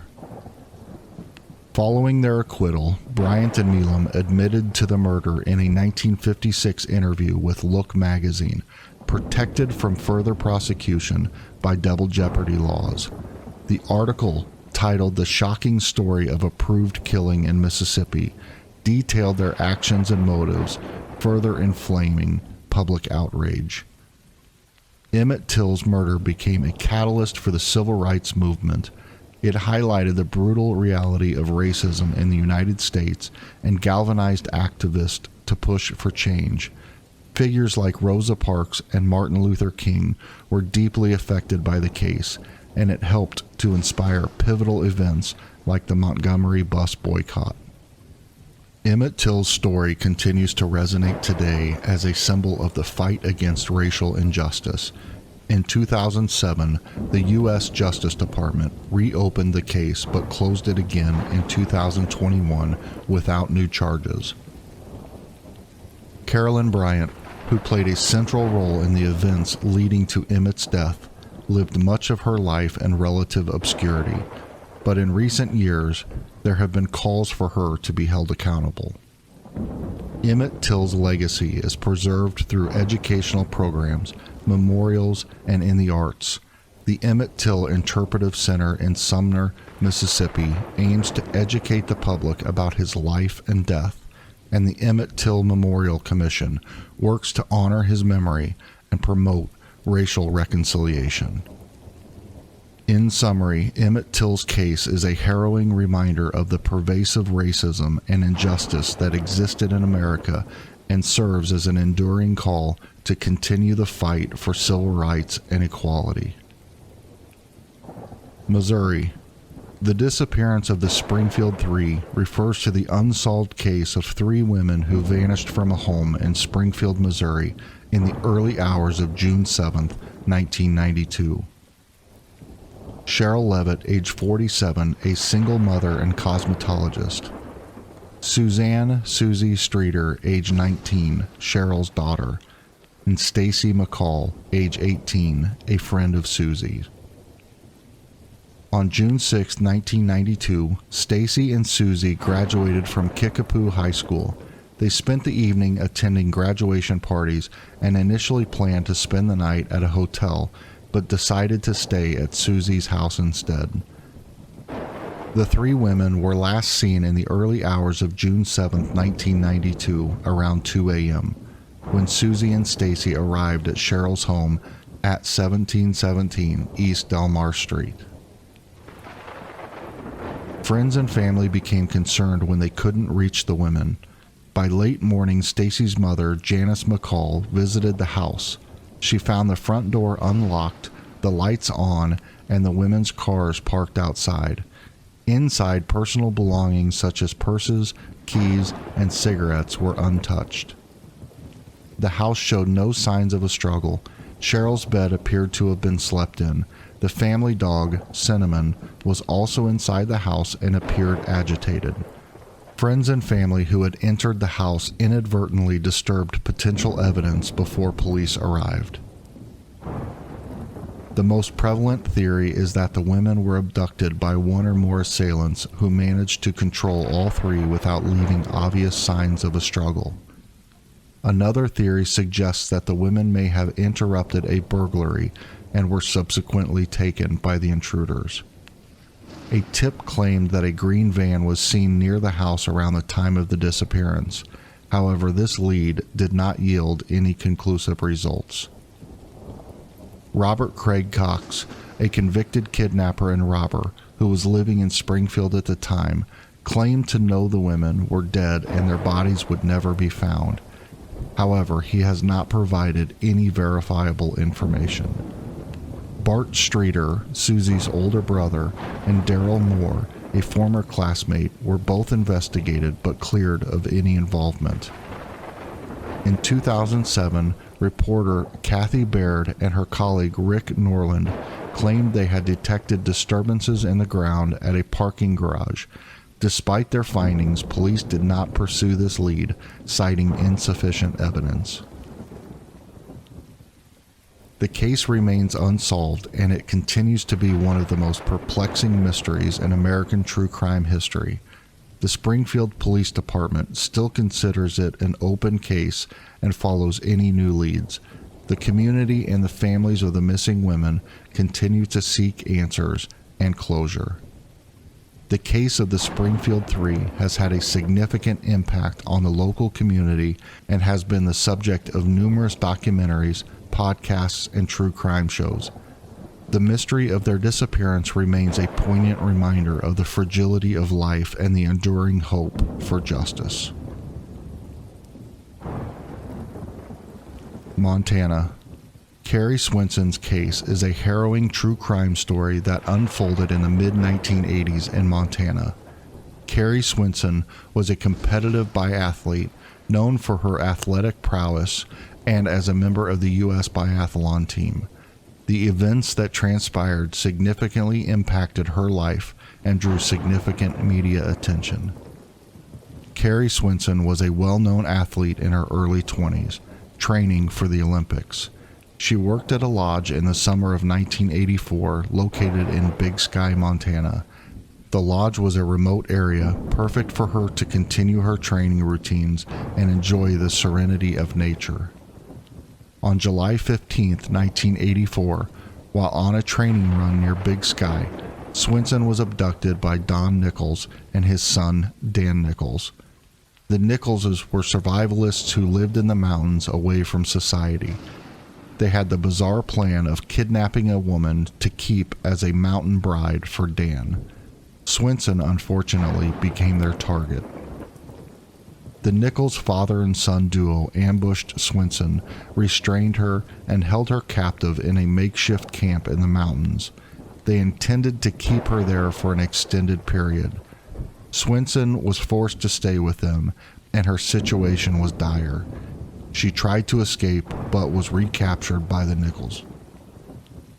Swinson's disappearance prompted a search party. Her friends, family, and local authorities were determined to find her. On July 17th, 2 days after her abduction, Alan Goldstein, a friend of Swinson's, stumbled upon the Nichols camp while searching for her. A confrontation ensued during which Don Nichols shot and killed Goldstein. In the chaos, Swinson was shot in the chest but miraculously survived. Despite her injury, Swinson managed to survive until she was rescued. Her rescue came after she had endured days of captivity and significant physical trauma. The Nichols father and son fled into the wilderness, sparking one of the largest manhunts in Montana's history. They were eventually captured in December 1984. The Nichols faced serious charges for their actions. Don Nichols was convicted of murder, kidnapping, and other charges, receiving a lengthy prison sentence. Dan Nichols was also convicted but received a lighter sentence, as it was argued that he was under his father's influence during the crime. The ordeal left Swinson with physical and emotional scars. She endured a long recovery period but demonstrated remarkable resilience. Swinson returned to competitive biathlon and continued to live an active life. Her story became widely known, symbolizing survival and the strength of the human spirit in the face of unimaginable adversity. The case drew significant media attention and was covered in various true crime documentaries and articles. It highlighted issues related to wilderness safety, the dangers of survivalist extremism, and the impact of violent crime on victims and communities. Carrie Swinson's story remains a powerful example of survival and resilience, illustrating the profound effects of crime on individuals and their ability to overcome extreme challenges. Nebraska. The Starkweather-Fugate killing spree, also known as the Charles Starkweather and Carol Ann Fugate spree, was a notorious series of murders that took place in the late 1950s. Charles Starkweather was born on November 24, 1938 in Lincoln, Nebraska.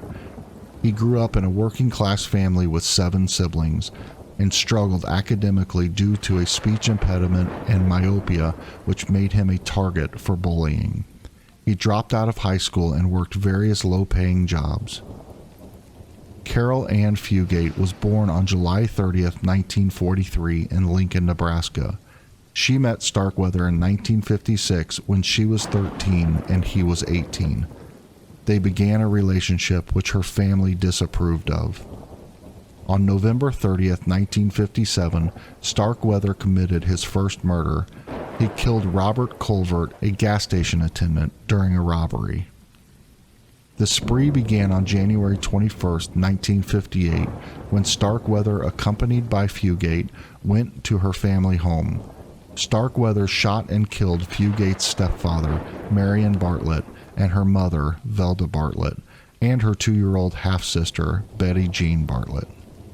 The pair then went on a killing spree across Nebraska and into Wyoming, resulting in 10 more murders. On January 29, 1958, Starkweather and Fugate were captured near Douglas, Wyoming. Starkweather was apprehended after a high-speed car chase and shootout with law enforcement. Starkweather was extradited to Nebraska and charged with multiple counts of murder. He claimed that Fugate was a willing participant, while she claimed she was being held hostage. On May 23, 1958, he was found guilty of murder and sentenced to death. Starkweather was executed in the electric chair on June 25, 1959, at the Nebraska State Penitentiary. Fugate was tried separately and maintained her innocence, claiming she was an unwilling accomplice. On November 21, 1958, she was found guilty of murder and sentenced to life in prison. Fugate was paroled in 1976 after serving 17 years in prison. The Starkweather-Fugate killing spree has left a lasting impact on American culture. The case inspired numerous films, books, and songs, and it remains one of the most infamous true crime stories in U.S. history. The spree raised questions about juvenile delinquency, the death penalty, and the nature of evil, sparking ongoing debates and analysis. The case highlighted issues of juvenile delinquency and the influence of media on youth. It raised questions about the death penalty and the treatment of young offenders. The sensational murder of the crimes captivated the public and the media, contributing to the couple's notoriety. The Starkweather-Fugate case remains a significant and haunting example of a true crime spree in American history. Nevada. Tupac Shakur, a highly influential American rapper, was murdered on September 13, 1996, in Las Vegas, Nevada. His death remains one of the most talked about unsolved cases in the history of hip-hop. Tupac Shakur, also known as Tupac, was not only a rapper but also an actor and social activist. He was a central figure in the East Coast-West Coast hip-hop rivalry that defined the 1990s. Signed to Death Row Records, Tupac was a key player in the West Coast hip-hop scene, often at odds with artists from the East Coast, particularly those associated with Bad Boy Records, such as the Notorious B.I.G. Tupac attended the Bruce Sheldon-Mike Tyson boxing match at the MGM Grand Hotel on September 7, 1996 in Las Vegas, Nevada. After the match, Tupac, Suge Knight, and their entourage were involved in a physical altercation with Orlando Anderson, a reputed member of the Southside Crips gang, in the MGM Grand lobby. The altercation was captured on the hotel's surveillance cameras. Tupac and Suge Knight left the MGM Grand and headed towards Club 662, a nightclub owned by Knight. Tupac was in the passenger seat of a black BMW driven by Knight. While waiting at a red light, a white four-door late-model Cadillac pulled up to the right side of Shakur and Knight's vehicle. An occupant of the Cadillac rapidly fired gunshots at the BMW. Tupac was hit 4 times, twice in the chest, once in the arm, and once in the thigh. Knight was grazed by a bullet fragment. Knight managed to drive away from the scene despite his injuries, eventually stopping when they were flagged down by the police and paramedics. Tupac was taken to the University Medical Center of Southern Nevada. He was placed on life support and underwent multiple surgeries. Tupac succumbed to his injuries and was pronounced dead at 4:03 p.m. on September 13, 1996, 6 days after the shooting. The investigation into Tupac's murder has been marred by controversy, conspiracy theories, and numerous suspects. Orlando Anderson was the main suspect due to the altercation at the MGM Grand and alleged gang affiliations. Anderson denied involvement and was never charged. He was killed in an unrelated gang shooting in 1998. The murder was believed to be part of the ongoing gang wars between the Bloods associated with Death Row Records and the Crips, to which Anderson was connected. The rivalry between Death Row Records and Bad Boy Records played a significant role. Some speculate that the Notorious B.I.G. might have had indirect involvement, although this remains unproven. The investigation was criticized for being poorly handled, with allegations of corruption and lack of cooperation among witnesses. Tupac's murder remains officially unsolved, with no one ever being convicted for the crime. Tupac's death had a profound impact on the music industry and pop culture. His work continues to influence artists and fans worldwide. Tupac's murder is a complex case with many layers, involving gang affiliations, personal rivalries, and industry politics, making it one of the most enduring mysteries in the world of true crime. New Hampshire. The Bear Brook murders, also known as the Allenstown Four, is a cold case that involves the discovery of the bodies of 4 unidentified females in Bear Brook State Park in Allenstown, New Hampshire. This case has baffled investigators for decades due to the complexity and the lack of clear leads. On November 10, 1985, a hunter discovered a 55-gallon metal drum near a trail. Inside were the remains of an adult woman and a young girl. They had been dismembered and wrapped in plastic. The bodies were decomposed, indicating they had been there for some time. Autopsies suggested blunt force trauma as the cause of death. On May 9, 2000, a second 55-gallon drum was discovered by a detective. Inside were the remains of 2 young girls. Similar to the first discovery, the bodies were decomposed and had been wrapped in plastic. They also showed signs of blunt force trauma. The initial discovery led to extensive searches of the surrounding area and attempts to identify the victims through dental records and missing persons reports, but no matches were found. Investigators believed that the victims had been dead for several years before their discovery. Forensic evidence conducted isotope testing on the victims' remains to determine their origins.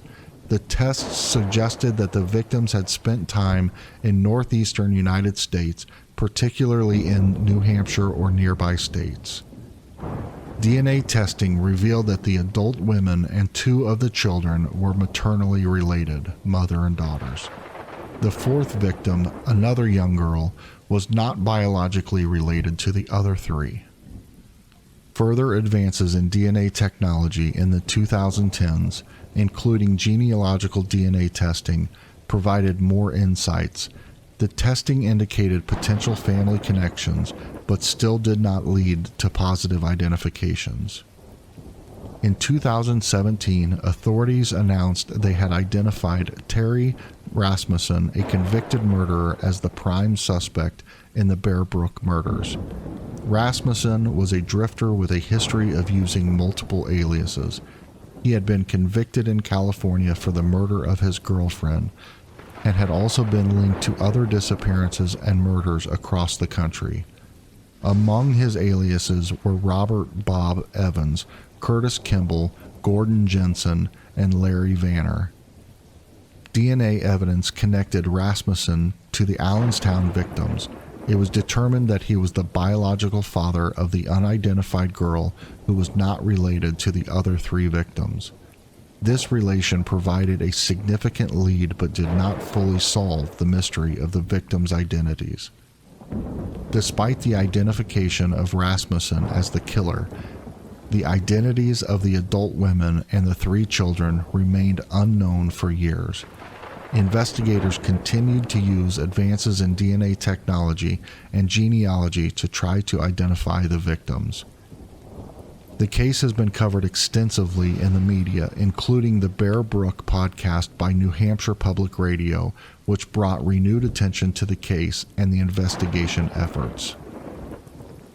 In June 2019, authorities identified 3 of the 4 victims: Marlise Elizabeth Honeychurch, Marie Elizabeth Vaughn, and Sarah Lynn McWaters. Marlise Honeychurch was last seen in California in 1978 with her 2 daughters. It was believed that she had been in a relationship with Rasmussen at the time. The 4th victim, Rasmussen's biological daughter, remains unidentified. Efforts continue to identify her through genealogical research. The Bear Brook murders case remains a complex and tragic story of unidentified victims and a serial killer who evaded capture for many years.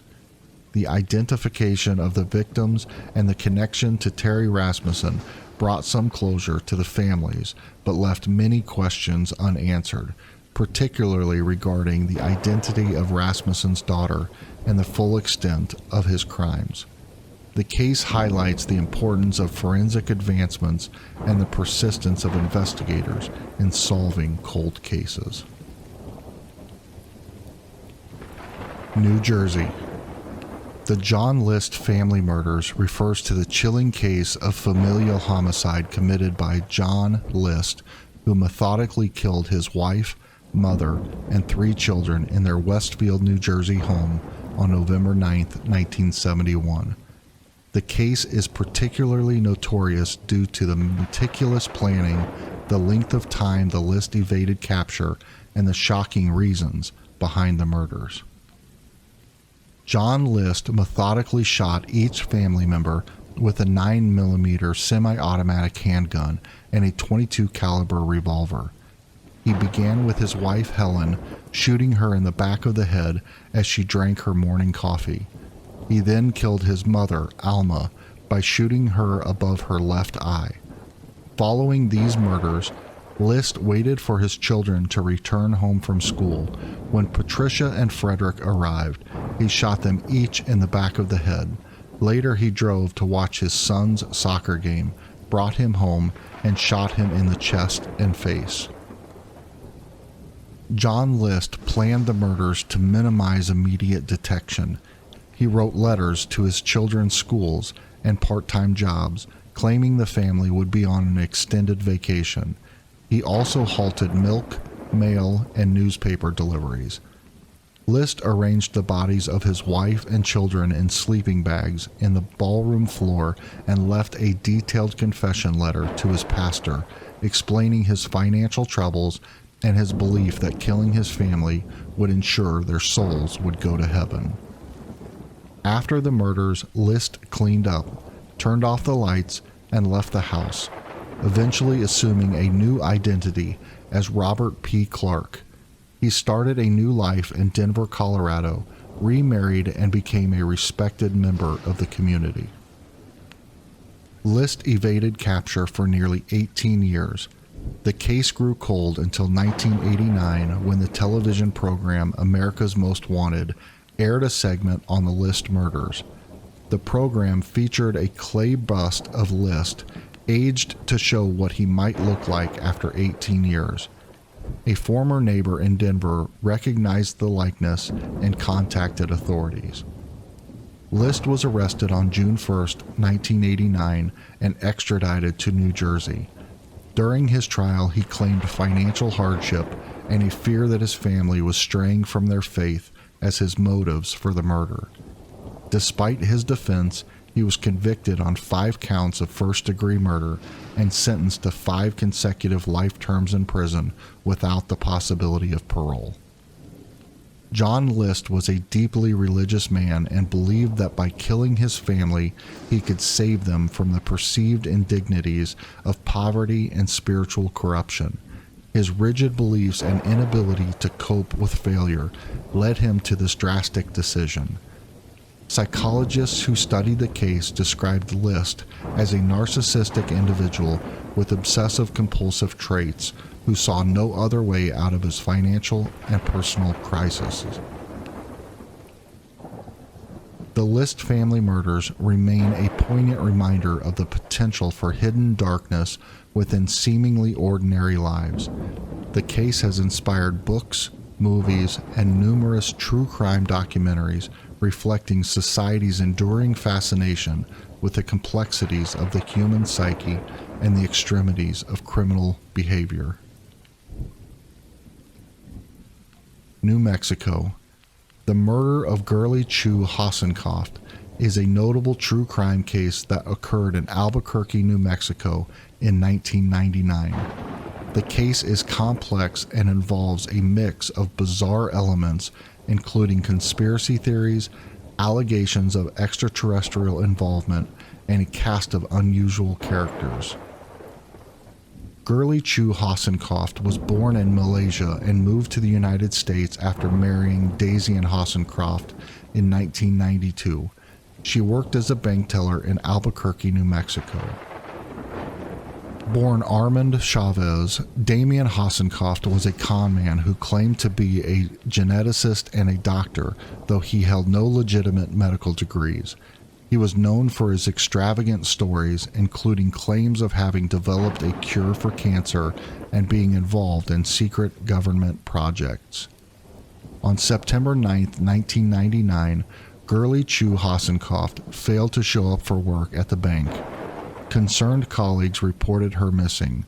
When the police arrived at her apartment, they found evidence of a violent struggle, including bloodstains and signs of a cleanup. The investigation quickly turned toward Gurley's estranged husband, from whom she had filed for divorce earlier that year, citing fear for her life. Police uncovered a web of deceit and bizarre connections involving Dyson. Linda Henning was a local fashion designer and a follower of Dyson Hassenkoff. She became romantically involved with him and was deeply influenced by his bizarre stories. Henning was also arrested in connection with Gurley's disappearance.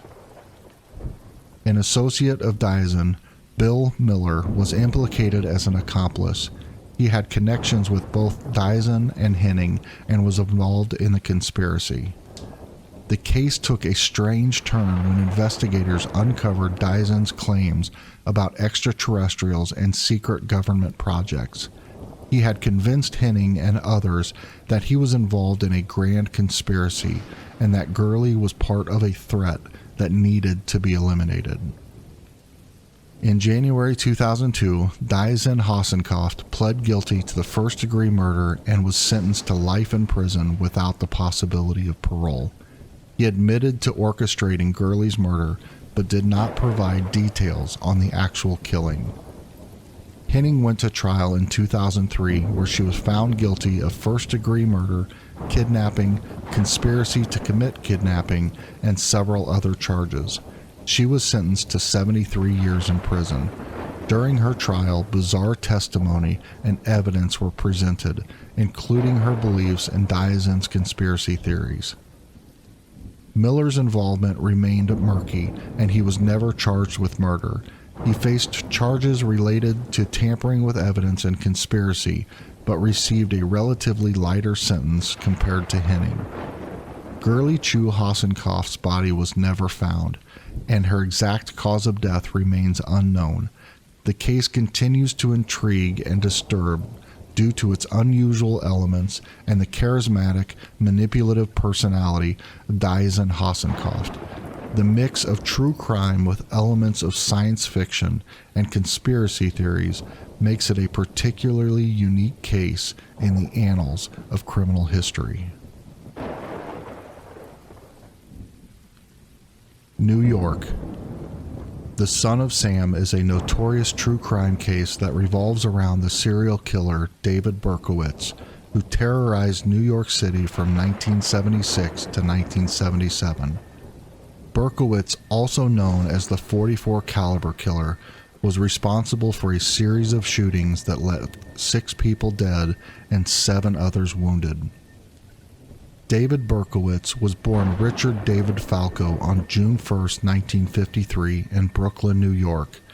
He was adopted by Nathan and Pearl Berkowitz and grew up in the Bronx. Berkowitz had a troubled childhood marked by feelings of rejection and isolation. He served in the U.S. Army, and after his discharge, he struggled to adjust to civilian life. Berkowitz's killing spree began on July 29, 1976. His modus operandi included shooting young women, often with their male companions, in parked cars on the street. He used a .44 caliber Bulldog revolver, which became his trademark. Berkowitz began to taunt the police and the media with letters. On April 17, 1977, he left a letter addressed to NYPD Captain Joseph Borelli near the bodies of Valentina Serrani and Alexander Asau, whom he had just murdered. In this letter, he referred to himself as Son of Sam and claimed that he was acting on orders from a demon that possessed his neighbor Sam Carr's dog. The name Son of Sam caught the media's attention and further heightened public fear. The break in the case came on July 31, 1977, when Berkowitz shot Stacy Moskowitz and Robert Violante in Brooklyn, killing Moskowitz. A witness noticed a suspicious car near the crime scene and provided the license plate number to the police. The car was traced to Berkowitz, who lived in Yonkers. On August 10, 1977, police arrested him outside his apartment. Berkowitz quickly confessed to the shootings, claiming that he was commanded to kill by a demonic entity. His confession was detailed and matched evidence from the crime scenes. On June 12, 1978, Berkowitz pled guilty to 6 murders and was sentenced to 6 consecutive life sentences without the possibility of parole. Berkowitz is currently serving his sentence at a New York correctional facility. Over the years, he has claimed to have found religion and expressed remorse for his crimes. Despite these claims, he remains a figure of fascination in the true crime community. The Son of Sam case led to significant changes in how serial killers are investigated and profiled. It also resulted in Son of Sam laws, which prevent criminals from profiting from the publicity of their crimes by selling their stories to publishers or filmmakers. The case has been the subject of numerous books, documentaries, and films, reflecting its profound impact on American culture and the collective consciousness of the public fear. The fear and media frenzy surrounding the case highlighted the vulnerabilities of urban life and the unpredictable nature of serial violence. North Carolina. James Jordan, the father of basketball superstar Michael Jordan, was tragically murdered in 1993. James Jordan was born July 31st, 1936, in Wallace, North Carolina. He made Dolores Peoples, and together they had 5 children, including Michael Jordan, who became one of the greatest basketball players of all time. On July 23, 1993, James Jordan was traveling from Wilmington, North Carolina, to his home in Charlotte after attending a funeral. During the journey, he pulled over on U.S. Highway 74 near Lumberton, North Carolina, to take a nap in his red Lexus. While he was asleep, 2 teenagers, Daniel Green and Larry Demery, approached the car with the intent to rob him. The encounter turned violent, and Jordan was shot and killed. Jordan's body was dumped in a swamp in McCall, South Carolina. His car was stolen.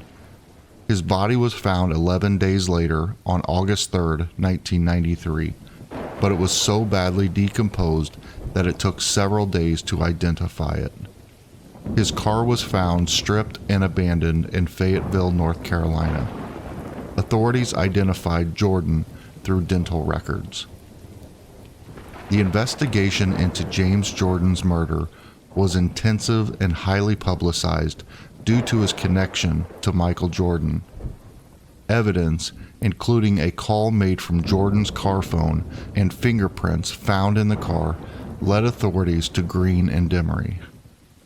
Daniel Green and Larry Demery were arrested and charged with first-degree murder, armed robbery, and conspiracy to commit robbery. Demery quickly agreed to cooperate with the prosecution and testified against Green in exchange for a life sentence plus 40 years. He claimed that Green was the one who shot Jordan. Green, on the other hand, maintained his innocence, claiming he was not present during the murder. Green was found guilty and received a life sentence plus 10 years.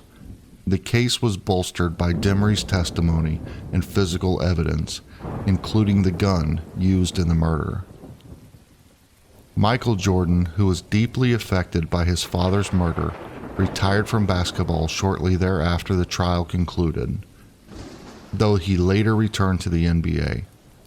The case has continued to attract attention over the years, with various appeals and legal maneuvers by Green, who has maintained his innocence and sought a new trial. The case has seen numerous controversies and developments over the years.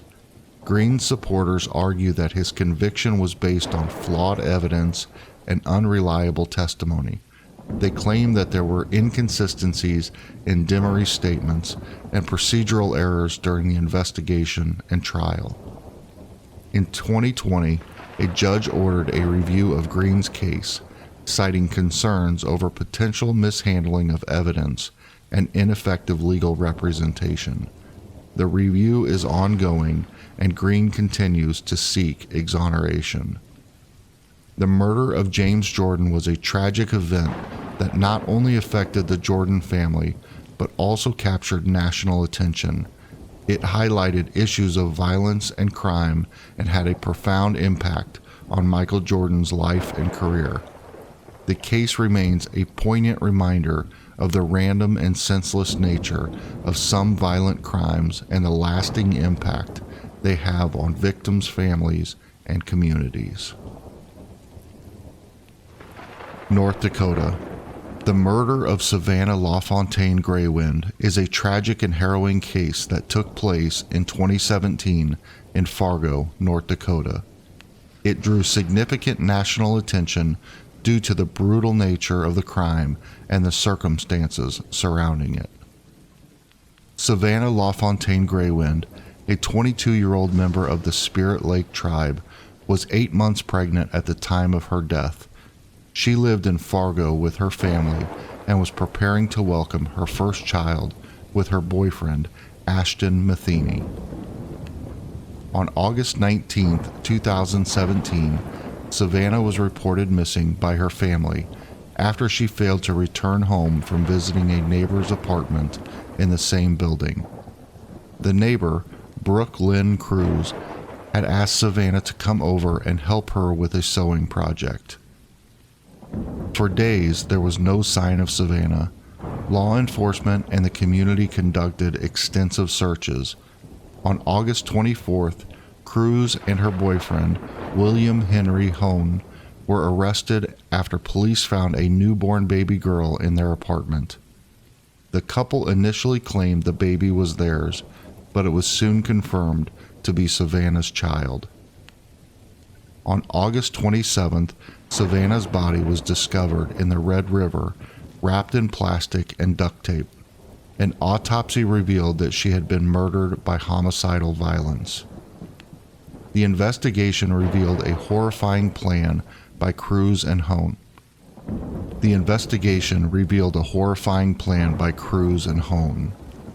Brooke Cruz admitted to luring Savannah to her apartment under the pretense of needing help with sewing.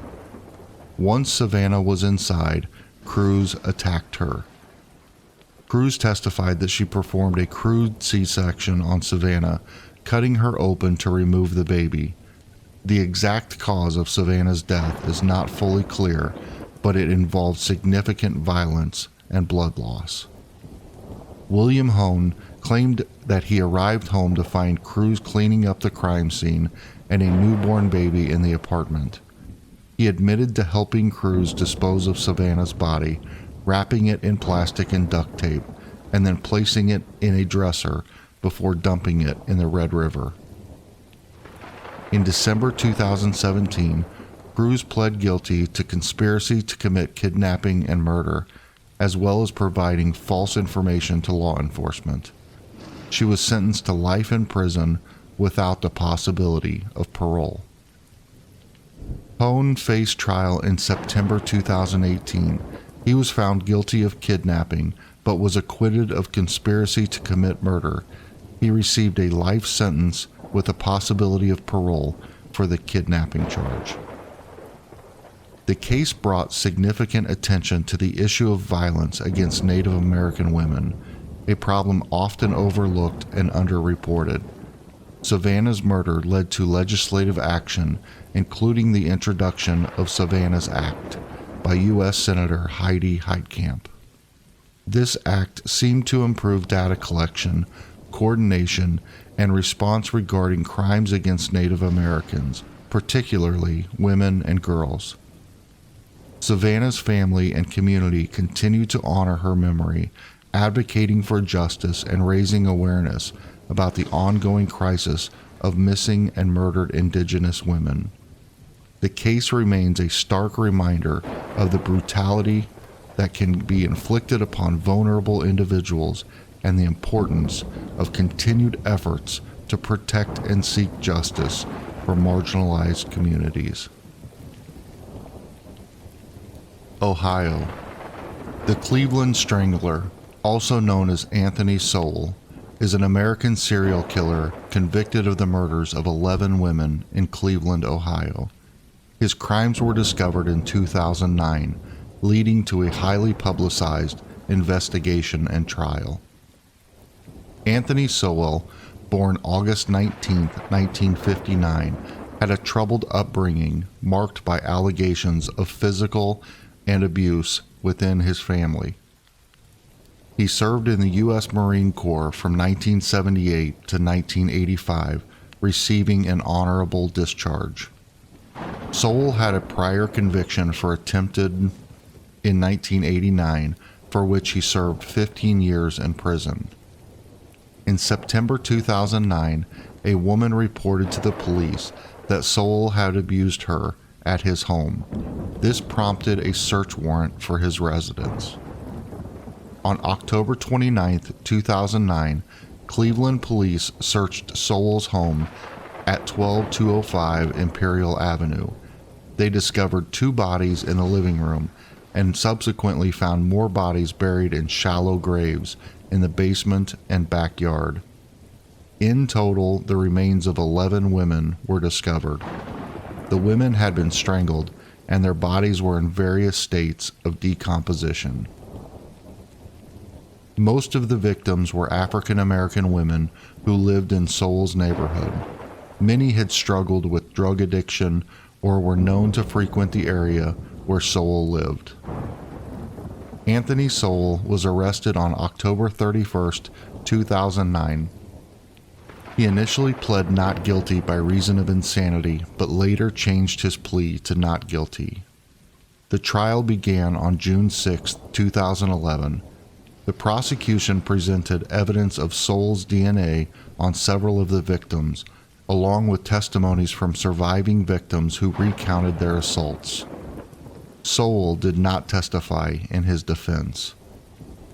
On July 22, 2011, Sowell was convicted of 11 counts of aggravated murder and numerous other charges, including kidnapping, abuse, and abuse of a corpse.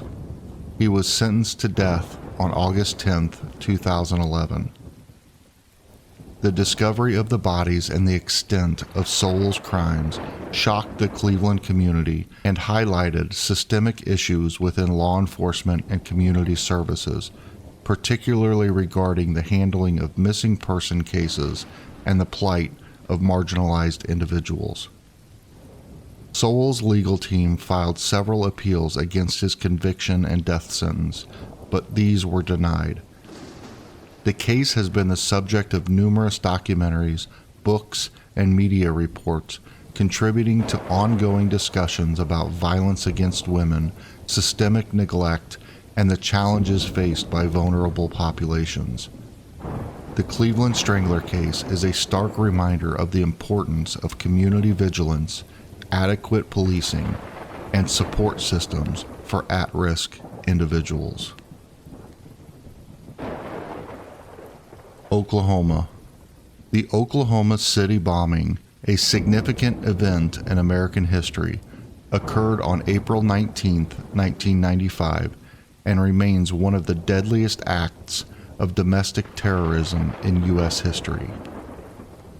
The bombing was carried out by Timothy McVeigh and Terry Nichols with the assistance of Michael Fortier. McVeigh, a Gulf War veteran, was driven by his anti-government beliefs and anger over the handling of incidents like the Waco siege and Ruby Ridge. Nichols, a friend and fellow anti-government militant, helped McVeigh in the planning and execution of the bombing. Fortier, although not directly involved in the bombing, had knowledge of the plan and failed to alert authorities. McVeigh was deeply influenced by anti-government literature, particularly the novel The Turner Diaries, which depicts a violent overthrow of the U.S. government. He was also enraged by the government's actions during the Waco siege in 1993, where a standoff between the FBI and the Branch Davidians cult led to a fire that killed 76 people. McVeigh and Nichols began planning the bombing in September 1994. They chose the Alfred P. Murrah Federal Building in Oklahoma City as their target due to its symbolic representation of the federal government and its relative vulnerability. The bomb was constructed using a Ryder rental truck filled with approximately 4,800 pounds of ammonium nitrate fertilizer, nitromethane, and other chemicals. Nichols helped McVeigh purchase the materials and assemble the bomb. The bomb exploded at 9:02 a.m. on April 19, 1995. The explosion caused massive destruction, killing 168 people, including 19 children, and injuring over 600 others. The blast destroyed or damaged 324 buildings within a 16-block radius, shattered glass in 258 nearby buildings, and destroyed or burned 86 cars, causing an estimated $652 million worth of damage. In the chaos following the explosion, McVeigh was stopped by an Oklahoma Highway Patrol trooper for driving without a license plate and arrested for carrying a concealed weapon.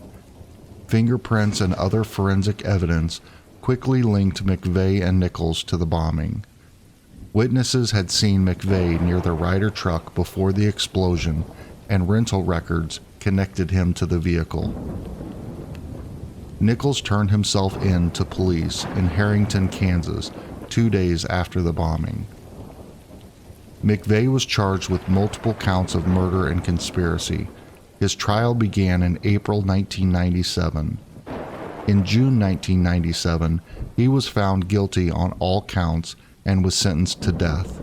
McVeigh was executed by lethal injection on June 11, 2001. Nichols was tried separately. In December 1997, he was convicted of conspiracy and involuntary manslaughter of federal agents, but acquitted of using a weapon of mass destruction. He received a life sentence without the possibility of parole. In a subsequent state trial, Nichols was convicted of 161 counts of first-degree murder and sentenced to 161 consecutive life terms without the possibility of parole. Michael Fortier testified against McVeigh and Nichols in exchange for a reduced sentence.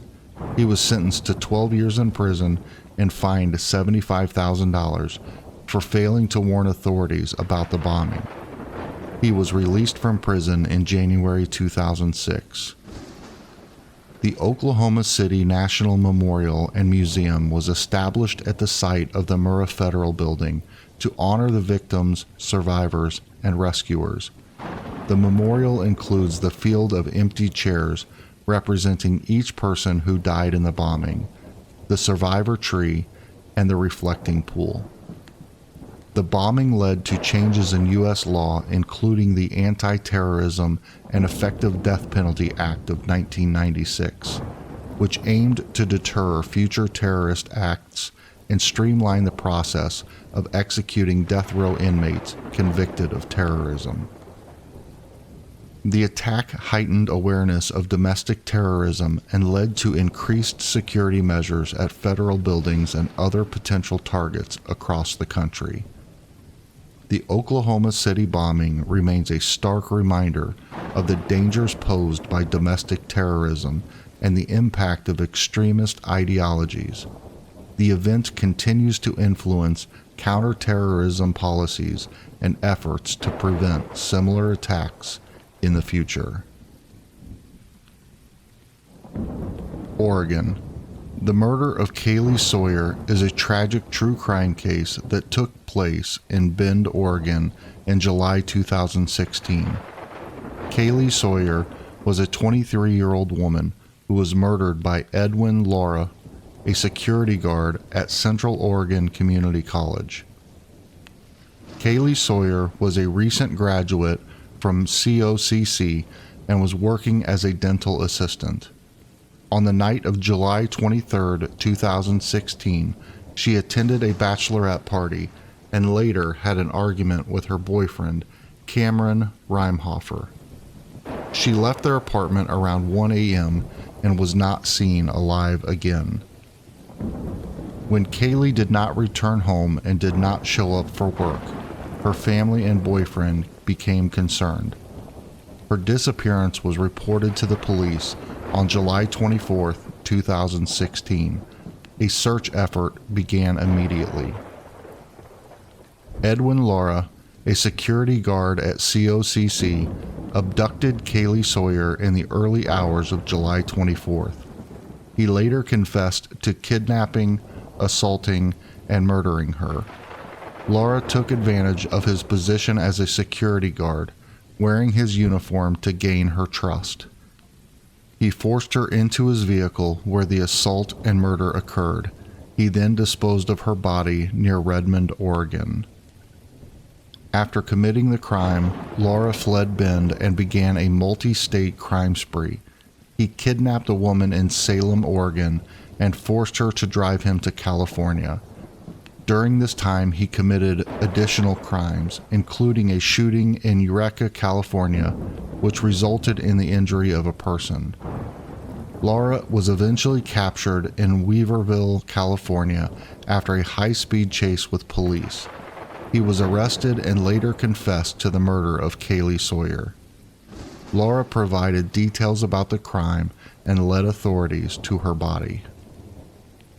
Edwin Laura was charged with aggravated murder, kidnapping, assault, and other crimes. In January 2018, he pled guilty to the charges related to Kaylee Sawyer's death as part of a plea deal to avoid the death penalty. He was sentenced to life in prison without the possibility of parole. The case had a significant impact on the community and led to changes in campus security policies at COCC. Kaylee's family established the Kaylee Sawyer Fund to support victims of violent crime and advocate for improved safety measures. The murder of Kaylee Sawyer is often cited in discussions about campus security and the responsibilities of security personnel. It also highlights issues related to trust and abuse of authority by individuals in positions of power. The case remains a somber reminder of the importance of vigilance and the need for comprehensive safety measures to protect individuals from similar tragedies. Pennsylvania. The true crime case of the murder of Ellen Robb involves a tragic and brutal incident that occurred on December 22, 2006 in King of Prussia, Pennsylvania. Ellen Robb, the wife of Raphael Robb, a University of Pennsylvania economics professor, was found dead in the kitchen of their home. She had been bludgeoned to death with a metal exercise bar while wrapping Christmas presents. Her injuries were so severe that the initial belief was that she had been shot in the face. Raphael Robb initially staged the scene to look like a burglary gone wrong, but the police quickly saw through this ruse as nothing of value was missing from the home. Blood spatter analysis and the absence of signs of forced entry led investigators to focus on Raphael as the primary suspect. Ellen had defensive wounds on her hands, indicating she tried to protect herself during the attack. The couple had a troubled marriage marked by Raphael's controlling and abusive behavior. Ellen had been planning to divorce Raphael and had consulted a lawyer just 2 months before her death. On the day of the murder, an argument over holiday plans escalated violently, leading Raphael to kill Ellen in a fit of rage. He confessed to the crime in 2007 and took a plea deal, pleading guilty to voluntary manslaughter. Raphael was sentenced to 5 to 10 years in prison and was released on parole in January 2017 after serving 10 years. He was ordered to pay $124 million in compensatory and punitive damages to his daughter, Olivia Robb, who was 12 years old at the time of the murder. The case remains a poignant example of domestic violence and the severe consequences that can arise from unresolved marital conflicts. Rhode Island. Craig Price, also known as the Warwick Slasher, is a convicted American serial killer who committed his crimes in Warwick, Rhode Island. His case is notable not only for the brutality of his murders, but also because he was a minor at the time of the offenses. Craig Price was born on October 11, 1973.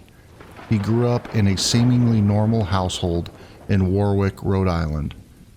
Price had a history of minor juvenile offenses, but nothing that would hint at the extreme violence he would later exhibit. At the age of 13, Price committed his first murder. He broke into the home of Rebecca Spencer, a 27-year-old mother of 2. Price stabbed Spencer 58 times with a kitchen knife. The case remained unsolved for 2 years. On September 1, 1989, Price, then 15 years old, broke into the home of Joan Heaton, a 39-year-old woman who lived in his neighborhood. Inside, he brutally murdered Heaton and her 2 daughters, Jennifer 10 and Melissa 8. He stabbed Joan Heaton 57 times, Jennifer 62 times, and Melissa 30 times. The scene was gruesome, with extreme overkill indicating deep-seated rage. The brutality of the Heaton murders shocked the Warwick community. During the investigation, police noticed similarities between these murders and the unsolved murder of Rebecca Spencer. Price's name came up because he lived nearby, had been involved in minor crimes, and had been observed with injuries consistent with a struggle. On September 17, 1989, police questioned Price, who initially denied involvement. However, his alibis were inconsistent and he eventually confessed to all 4 murders. His arrest at the age of 15 brought him into the national spotlight. Price's case presented a significant legal challenge.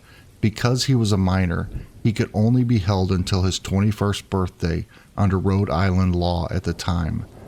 This meant that despite the severity of his crimes, Price would be released in just a few years. Efforts were made to keep Price incarcerated. In 1990, he was charged with additional crimes committed while in detention, such as contempt of court for refusing to undergo psychiatric evaluation, assaulting a correctional officer, and other infractions. These charges resulted in extended sentences. Psychiatrists who examined Price diagnosed him with antisocial personality disorder and other severe psychological issues. His lack of remorse and extreme violence suggested deep-rooted anger and sociopathy. However, due to his age, some experts argued that he might benefit from rehabilitation. Craig Price has remained incarcerated due to his continued violent behavior and additional charges. As of 2023, he remains in prison and is not eligible for release. His case led to changes in Rhode Island laws regarding juvenile offenders and the treatment of young violent criminals. The Craig Price murders highlight the complexities of juvenile justice and the challenges of dealing with young offenders who commit heinous crimes. His case continues to be studied and discussed in the context of criminal justice reform and the psychological evaluation of young offenders.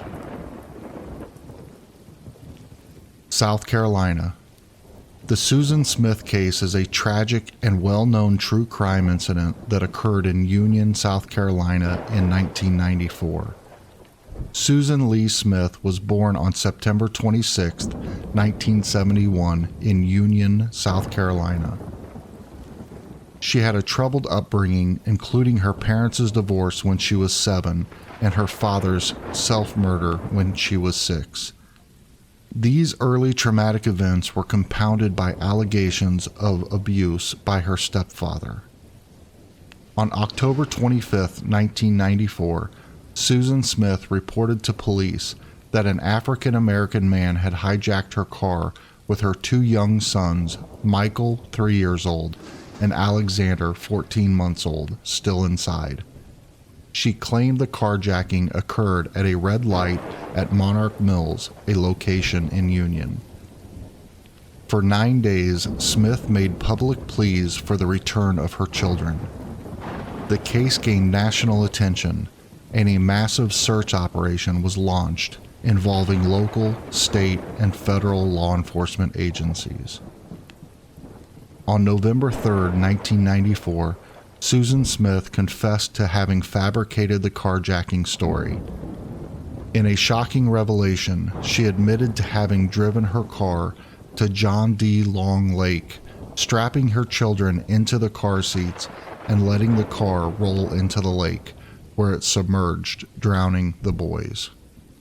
Her confession came after investigators confronted her with inconsistencies in her story and evidence that contradicted her claims. The investigation uncovered that Susan Smith's primary motive for the murders was her romantic relationship with a local wealthy man named Tom Findlay. Findlay had broken off their relationship reportedly because he did not want children. Smith's desire to maintain the relationship and the belief that her children were an obstacle led to her tragic and desperate actions. In July of 1995, Susan Smith was tried for the murders of her 2 sons. The prosecution argued for the death penalty, emphasizing the premeditated nature of the crime and deceit involved. The defense highlighted her troubled mental state, history of depression, and self-harm attempts. On July 22, 1995, the jury found Susan Smith guilty of 2 counts of first-degree murder. She was spared the death penalty and sentenced to life imprisonment with the possibility of parole after 30 years. This meant she will be eligible for parole in 2024. The case had a profound impact on the community of Union and received widespread media coverage, sparking discussions about mental health, parental responsibilities, and the criminal justice system. Susan Smith has remained incarcerated at the Leith Correctional Institution in Greenwood, South Carolina. The Susan Smith case remains one of the most notorious true crime cases in American history due to the nature of the crime, the media attention it received, and the broader societal issues it touched upon. South Dakota. The James McVeigh case is a notable true crime incident that occurred in South Dakota in 2011. James Vernon McVeigh was a 41-year-old man with a troubled past. including a history of criminal activities and mental health issues. McVeigh was serving a prison sentence at the South Dakota State Penitentiary for various offenses and had recently been released on parole. On July 2, 2011, McVeigh broke into Maybelle Shine's home in the early morning hours, brutally stabbing her to death while she slept.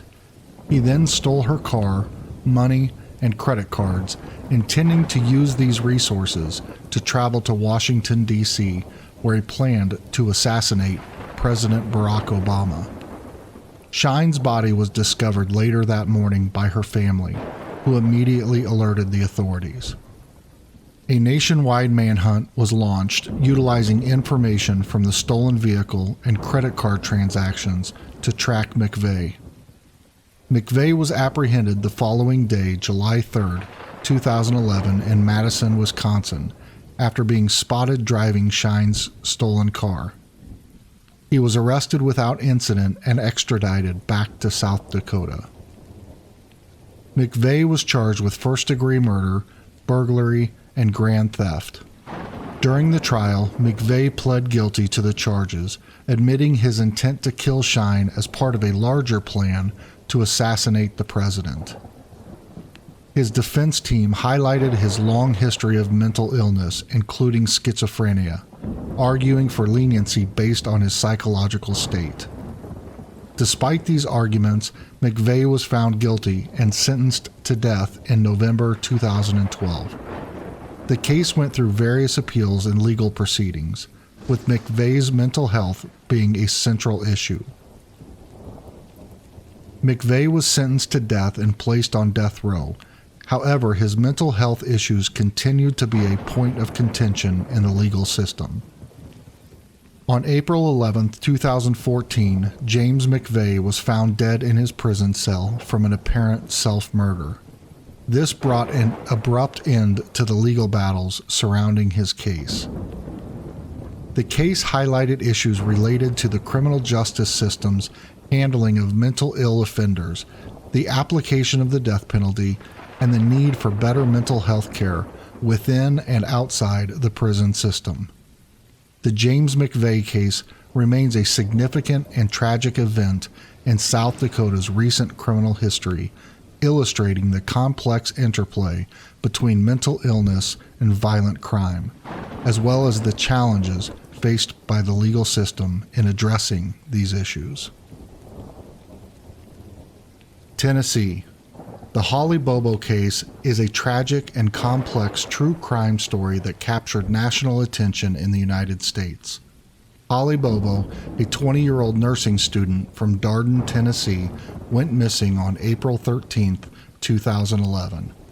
Her disappearance and the subsequent investigation and trials revealed a harrowing tale of abduction, murder, and a community's struggle for justice. On the morning of April 13, 2011, Holly Bobo was last seen by her brother, Clint Bobo, outside their family home in Darden, Tennessee. Clint reported seeing Holly being led into the woods by a man wearing camouflage. He initially thought the man was her boyfriend, but he soon realized something was wrong when he saw blood outside the house. Holly's mother called 911 after Clint told her what he had seen, and a massive search effort was launched. The search for Holly Bobo was extensive and involved multiple law enforcement agencies, volunteers, and the FBI.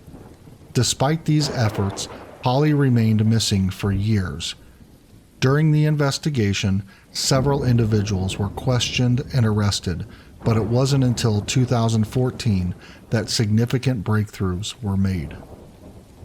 In March 2014, Zachary Adams was charged with the kidnapping and murder of Holly Bobo. His brother Dylan Adams and another man, Jason Autry, were also implicated in the crime. The Adams brothers and Autry were accused of kidnapping Holly, taking her to a remote location, and eventually murdering her. The trials of the accused were lengthy and complex. Zachary Adams' trial began in September 2017. Key testimony came from Jason Autry, who struck a deal with the prosecutors in exchange for his testimony against Zachary Adams. Autry testified that he saw Zachary Adams shoot Holly Bobo and that the brothers disposed of her body. In September 2017, Zachary Adams was found guilty of first-degree murder, aggravated kidnapping, and aggravated assault. He was sentenced to life in prison without the possibility of parole, plus an additional 50 years. Dylan Adams pled guilty to facilitation of first-degree murder, aggravated kidnapping, and aggravated assault in January 2018. He received a 35-year sentence. Holly Bobo's remains were discovered in September 2014 by two men searching for ginseng in a wooded area in Decatur County, Tennessee. The remains were identified through dental records and DNA testing. This discovery provided crucial evidence in the prosecution of the accused. The case had a profound impact on the local community and beyond. Holly Bobo's disappearance and the subsequent investigation were widely covered by the media, bringing national attention to the case. Her family and friends, along with the community, were deeply affected by the tragedy and participated in numerous events and efforts to keep her memory alive and to support the search for justice. The Holly Bobo case is a tragic example of a senseless crime that devastated a family and a community. The lengthy investigation and legal proceedings highlighted the complexities of solving such cases and the perseverance required to bring the perpetrators to justice. Despite the resolution of the case, the loss of Holly Bobo remains a poignant reminder of the impact of violent crime. Texas. The Texas Tower shooting, carried out by Charles Whitman on August 1, 1966, remains one of the most infamous mass shootings in U.S. history. This tragic event unfolded at the University of Texas, Austin, leaving a profound impact on the community and the nation. Charles Whitman was born on June 24, 1941, in Lake Worth, Florida. He was the eldest of three sons in a strict, domineering family. His father, Charles Whitman Jr., was a self-made man who imposed rigorous discipline. Despite the strict upbringing, Whitman was an Eagle Scout and a Marine, known for his intelligence and proficiency in marksmanship. After being honorably discharged from the Marines, Whitman enrolled in the University of Texas at Austin in 1961. He studied architectural engineering and later switched to a different major. Despite academic and personal struggles, including a volatile marriage and financial difficulties, he maintained a facade of normalcy.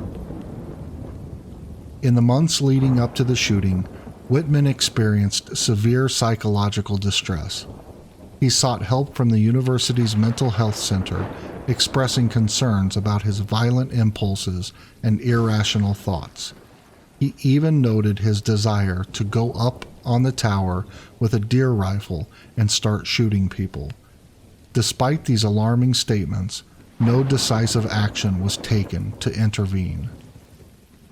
On the evening of July 31, 1966, Whitman wrote a self-harm note, revealing his deep-seated mental turmoil and apologizing for his actions.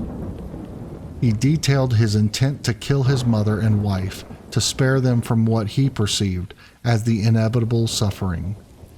Later that night, he murdered his wife, Kathy Whitman, and his mother, Margaret Whitman. On the morning of August 1st, Whitman gathered an arsenal of weapons and supplies, including rifles, a shotgun, pistols, ammunition, food, water, and other survival gear. He disguised these items as research equipment and ascended to the observation deck of the main building's tower at the University of Texas. At approximately 11:48 a.m., Whitman began shooting from the tower's observation deck, which was 231 feet high. He first targeted individuals on the ground and then fired at anyone who came into his line of sight. The shooting spree lasted for about 96 minutes, during which he killed 14 people and wounded 31 others. The initial confusion and chaos hampered the police response. Civilians, including students and faculty, attempted to rescue the wounded, while others provided cover fire to distract Whitman. Police officers Houston McCoy, Ramiro Martinez, and civilian Alan Crum ultimately ascended the tower and confronted Whitman. McCoy and Martinez fatally shot him at 1:24 p.m., ending the massacre. The subsequent investigation revealed the extent of Whitman's planning and mental instability. An autopsy discovered a pecan-sized brain tumor, which some speculate might have influenced his behavior, although its exact impact remains uncertain. The Texas Tower shooting was a pivotal event in U.S. history, highlighting the need for better mental health care and the importance of effective emergency response protocols. It also led to changes in law enforcement tactics for dealing with active shooter situations.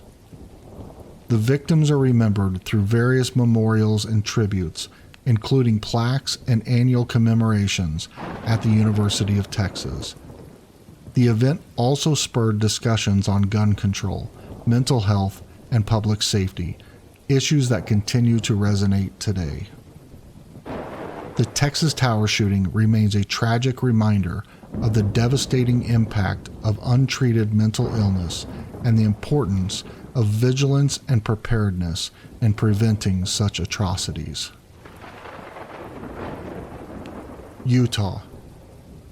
The kidnapping of Elizabeth Smart is one of the most well-known true crime cases in the United States, involving the abduction of a young girl from her home in Salt Lake City, Utah, and her eventual rescue 9 months later. Elizabeth Smart was kidnapped on June 5, 2002 at approximately 2 a.m. She was taken from her bedroom in her family's home in the Federal Heights neighborhood of Salt Lake City, Utah. She was 14 years old at the time. Mary Catherine Smart, Elizabeth's 9-year-old sister, was in the bedroom at the time of the abduction. She pretended to be asleep and later described the events to her parents and the police. Brian David Mitchell, a drifter and self-proclaimed prophet who called himself Emmanuel. He had previously worked for the Smart family as a handyman for a brief period. Wanda Barzee, Mitchell's wife and accomplice, supported and participated in the abduction and subsequent captivity of Elizabeth. Mitchell entered the Smart home through an open window and, under threat of knife, forced Elizabeth to leave with him. They walked for several miles to a makeshift campsite in the woods where Barzee was waiting. Elizabeth was forced to wear a robe and a veil and was chained to a tree. Elizabeth was held captive for 9 months, from June 2002 to March 2003. Initially held in the woods near Salt Lake City, then moved to different locations, including campsites in the Utah mountains and eventually to California. Elizabeth endured severe abuse, both physical and psychological. She was frequently threatened, assaulted, and manipulated through Mitchell's extreme religious beliefs. The Smart family, particularly Ed and Lois Smart, were tireless in their efforts to find Elizabeth. They worked closely with law enforcement and the media to keep the case in the public eye. Mary Catherine's detailed description of the abductor led to the creation of a sketch. However, it wasn't until months later that she remembered and identified Mitchell as Emmanuel, a man who had worked at their home. The case received significant media attention. The family distributed posters, held press conferences, and used every possible resource to generate leads. In February 2003, after Mary Catherine's identification of Mitchell as Emmanuel, the police and the public had a solid lead. The case gained renewed attention, and more people became aware of Mitchell's description. On March 12, 2003, Mitchell, Barzee, and Elizabeth were spotted in Sandy, Utah. They were walking down a street, and Elizabeth was wearing a wig and veil. Two women recognized them from media reports and contacted the police. Elizabeth Smart was rescued on March 12, 2003, approximately 18 miles from her home. The police approached the group and separated Elizabeth from her captors. Initially, she was hesitant to reveal her identity, likely due to fear and trauma, but she eventually confirmed that she was Elizabeth Smart. Brian David Mitchell was charged with multiple crimes, including kidnapping, assault, and burglary. After being found mentally competent to stand trial, he was convicted in December 2010 and sentenced to life in prison without the possibility of parole. Wanda Barzee was also charged and eventually pled guilty. She was sentenced to 15 years in federal prison, but was released in September 2018 after serving her sentence, including the time served before her plea. Elizabeth Smart has become a prominent advocate for missing persons and victims of assault. She has written a memoir, My Story, and has been involved in various public speaking engagements. Elizabeth went on to marry Matthew Gilmore in 2012, and they have children together. She continues to work on raising awareness and supporting victims through the Elizabeth Smart Foundation. The kidnapping and eventual rescue of Elizabeth Smart is a harrowing yet inspiring story of survival and resilience. The case highlighted the importance of community awareness, the power of media in solving crimes, and the enduring strength of a young girl who overcame tremendous adversity. Vermont. The disappearance of Brianna Maitland is a perplexing and tragic case that has remained unsolved since 2004. Brianna Maitland was born October 8, 1986, in Burlington, Vermont, and grew up in the rural area of East Franklin. She was described as a bright and independent young woman with aspirations in her early 20s. By the time of her disappearance, Brianna had moved out of her parents' home and was living with friends while working two jobs, one as a waitress at the Black Lantern Inn in Montgomery, Vermont, and another at a restaurant in St. Albans. Brianna was last seen on March 19, 2004, leaving her job at the Black Lantern Inn around 11:20 p.m. She told her coworkers she was going home to get rest before a planned weekend outing. The following day, Brianna's 1985 Oldsmobile sedan was found abandoned and backed into an abandoned house known as the Old Dutchburn House in Montgomery. The rear end of the car had been rammed into the house, and some of Brianna's personal items were found inside the car. Notably, two of her uncashed paychecks were found on the front seat, and the scene suggested a hasty departure or struggle. The Vermont State Police initially treated the case as a possible runaway situation, given Brianna's age and recent moves. However, the unusual circumstances of the abandoned car quickly shifted the investigation to a potential foul play scenario. Brianna's family and friends were adamant that she would not voluntarily disappear without contacting anyone.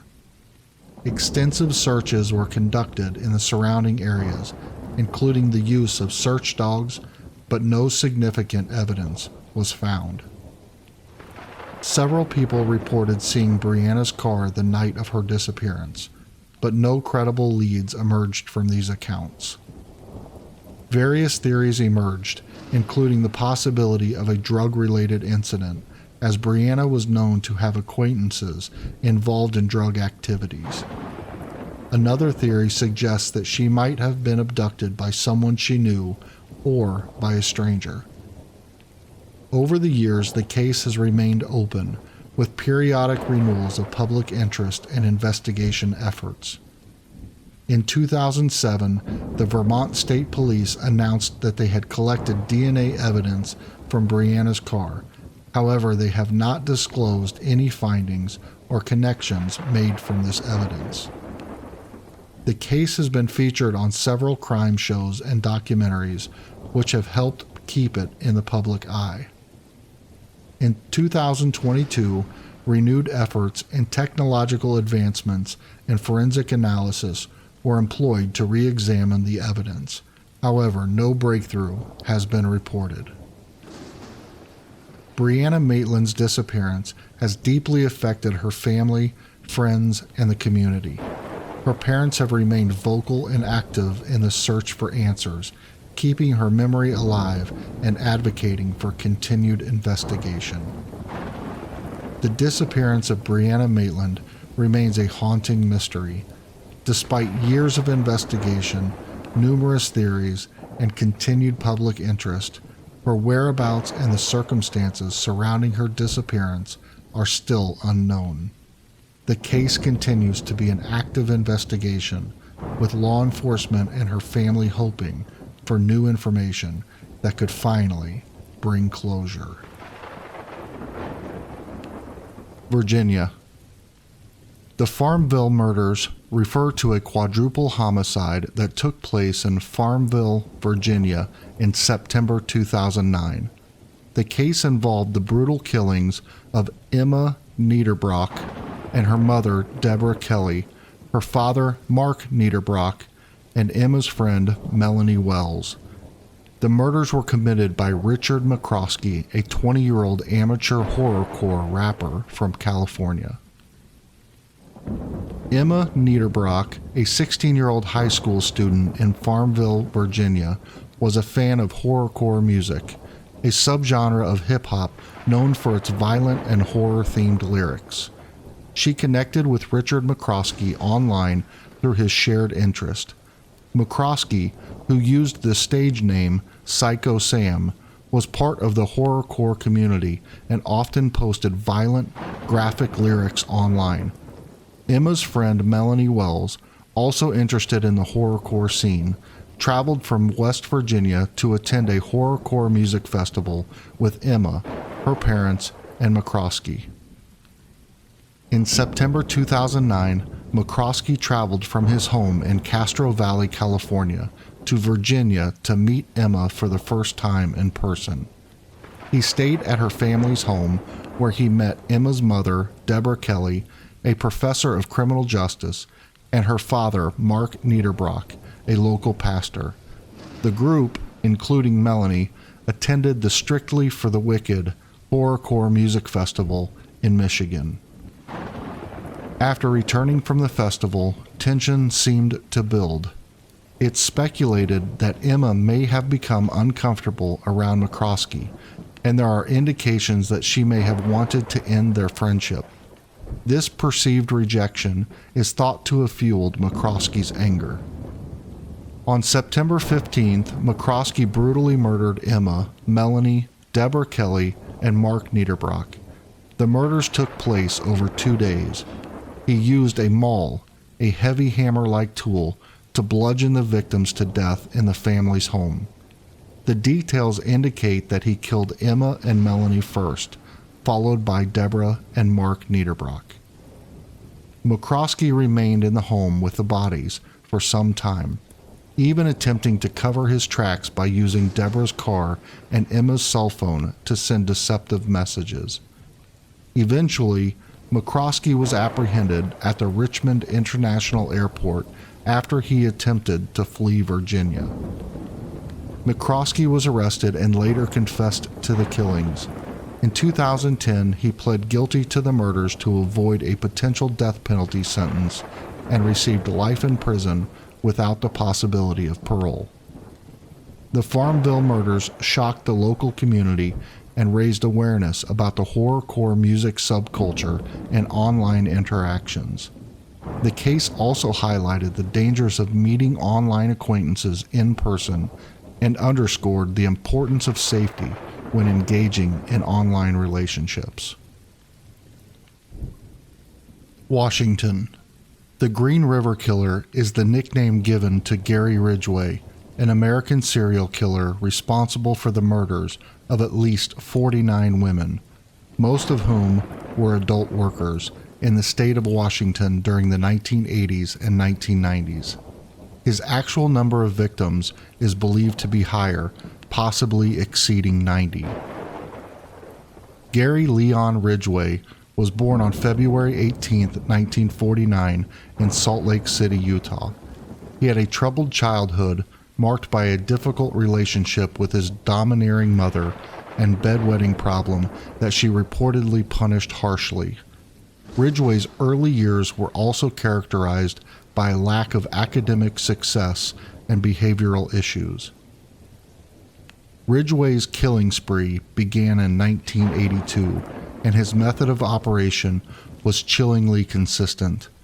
He would typically pick up women, often adult workers or runaways, along Pacific Highway South in Seattle and Tacoma. Ridgway would gain their trust, sometimes showing them a picture of his son before strangling them to death, often using ligatures such as belts or ropes. He would then dump their bodies in wooded areas, often returning to the sites to engage in necrophilia with the decomposing corpses. The case of the Green River Killer baffled law enforcement for many years. Despite the discovery of numerous bodies and intensive investigations, the police struggled to identify the killer. The FBI was brought in to assist, and profiler John E. Douglas played a significant role in developing a psychological profile of the suspect, predicting that he would be a local man with a history of failed relationships and a fascination with adult magazines. The turning point in the investigation came with advances in DNA technology. In 2001, DNA evidence linked Ridgway to the murders of several victims. He was arrested on November 30th, 2001, outside the truck factory where he worked as a spray painter. Ridgway initially denied the charges, but the evidence against him was overwhelming. In 2003, Ridgway struck a plea bargain to avoid the death penalty. He confessed to 48 murders, although he later admitted to having killed at least 71 women. Ridgway's detailed confessions provided the chilling insights into his methods and motivations. He claimed that killing was his career, and he enjoyed the power and control it gave him.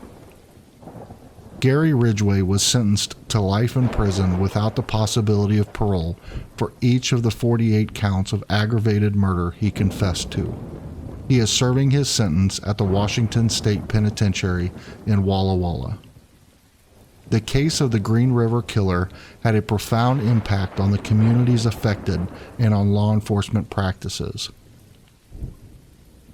It led to significant improvements in forensic science and investigative techniques. Ridgway's crimes also highlighted the vulnerabilities of marginalized women and the dangers they face. Efforts continue to identify all of Ridgway's victims, with some remains still unidentified. Memorials and tributes have been established to honor the women who lost their lives, ensuring that they are remembered and that their stories are told.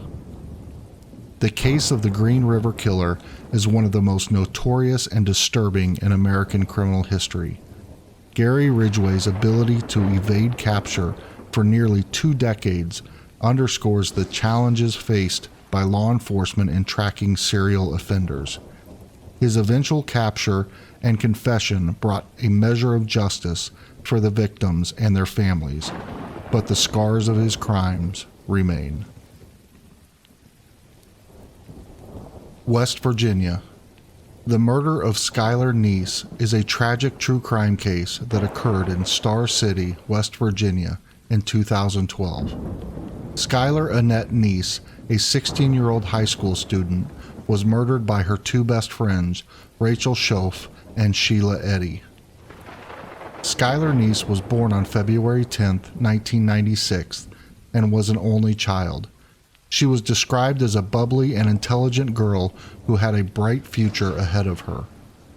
Skylar attended University High School, where she became close friends with Sheila Eddy and Rachel Schoaf. On the night of July 5, 2012, Skylar Neese snuck out of her family's apartment to meet Sheila and Rachel. Surveillance footage from the apartment complex showed Skylar getting into a car around midnight. This was the last time she was seen alive. When Skylar did not return home, her parents, Dave and Mary Neese, reported her missing the next day. Initially, the police believed that Skylar had run away, as there were no signs of forced entry or struggle. However, her parents insisted that she would not run away without her contact lenses or other essential items. The case took a significant turn when Rachel Schoaf had a mental breakdown in December 2012 and confessed to her involvement in Skylar's murder. She revealed that she and Sheila had planned and executed the murder because they didn't want to be friends with her anymore. According to Rachel's confession, she and Sheila had picked up Skylar and driven her to a remote area near the Pennsylvania border. Once there, they stabbed her multiple times until she died. They then attempted to bury her body, but were unsuccessful, so they covered it with branches and other debris. On January 16, 2013, Rachel led the police to the site where they had left Skylar's body.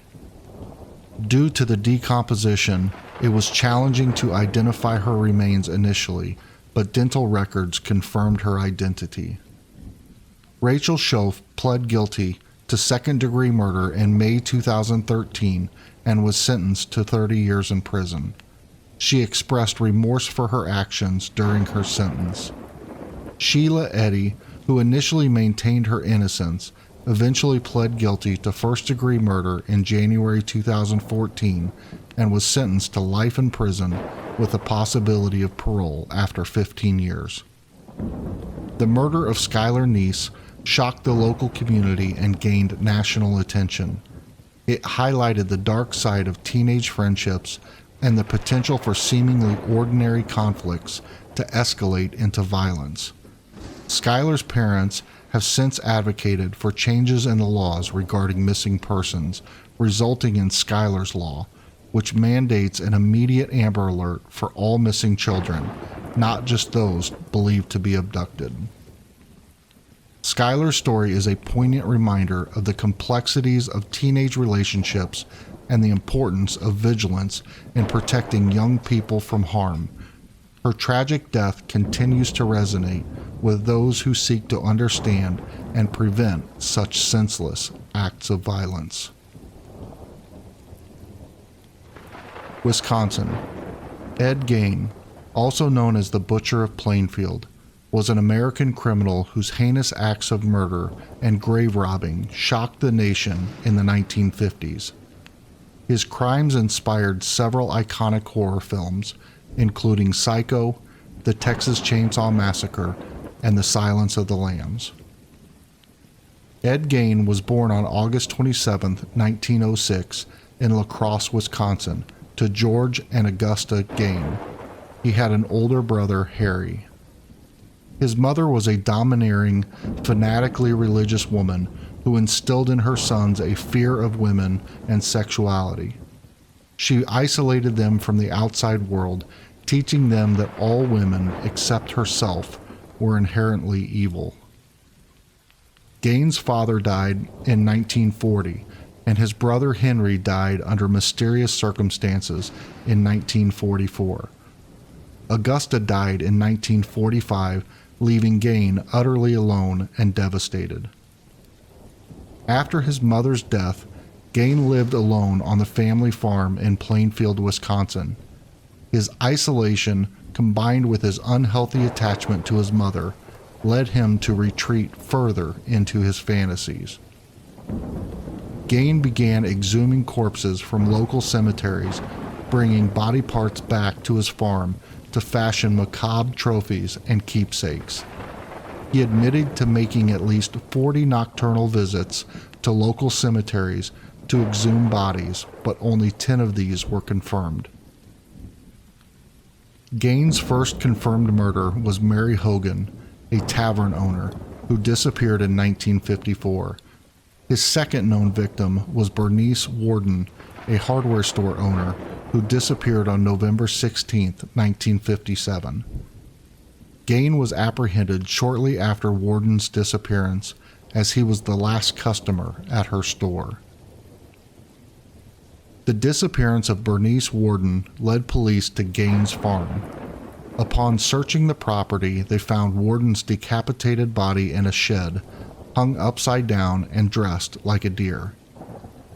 The subsequent search of his home revealed numerous body parts and grisly artifacts made from human skin and bones. Gain was diagnosed with schizophrenia and found unfit to stand trial initially. He was sent to Central State Hospital for the criminally insane. In 1968, Gain was deemed fit to stand trial. He was found guilty of first-degree murder, but was declared legally insane. He was committed to the state hospital, later transferred to Mendota Mental Health Institute. Gain died of respiratory failure due to lung cancer on July 26, 1984, at the age of 77. Ed Gain's gruesome crimes had a profound impact on American pop culture, inspiring numerous books, films, and television series. Notably, Psycho, Robert Bloch's novel, and Alfred Hitchcock's film drew inspiration from Gain's relationship with his mother and his eerie home. The Texas Chainsaw Massacre. Elements of Gain's crimes influenced the creation of Leatherface and the film's macabre setting. The Silence of the Lambs.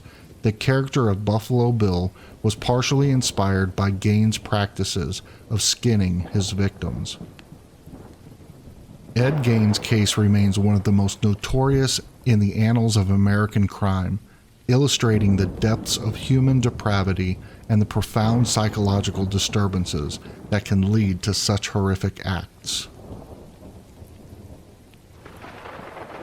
Wyoming.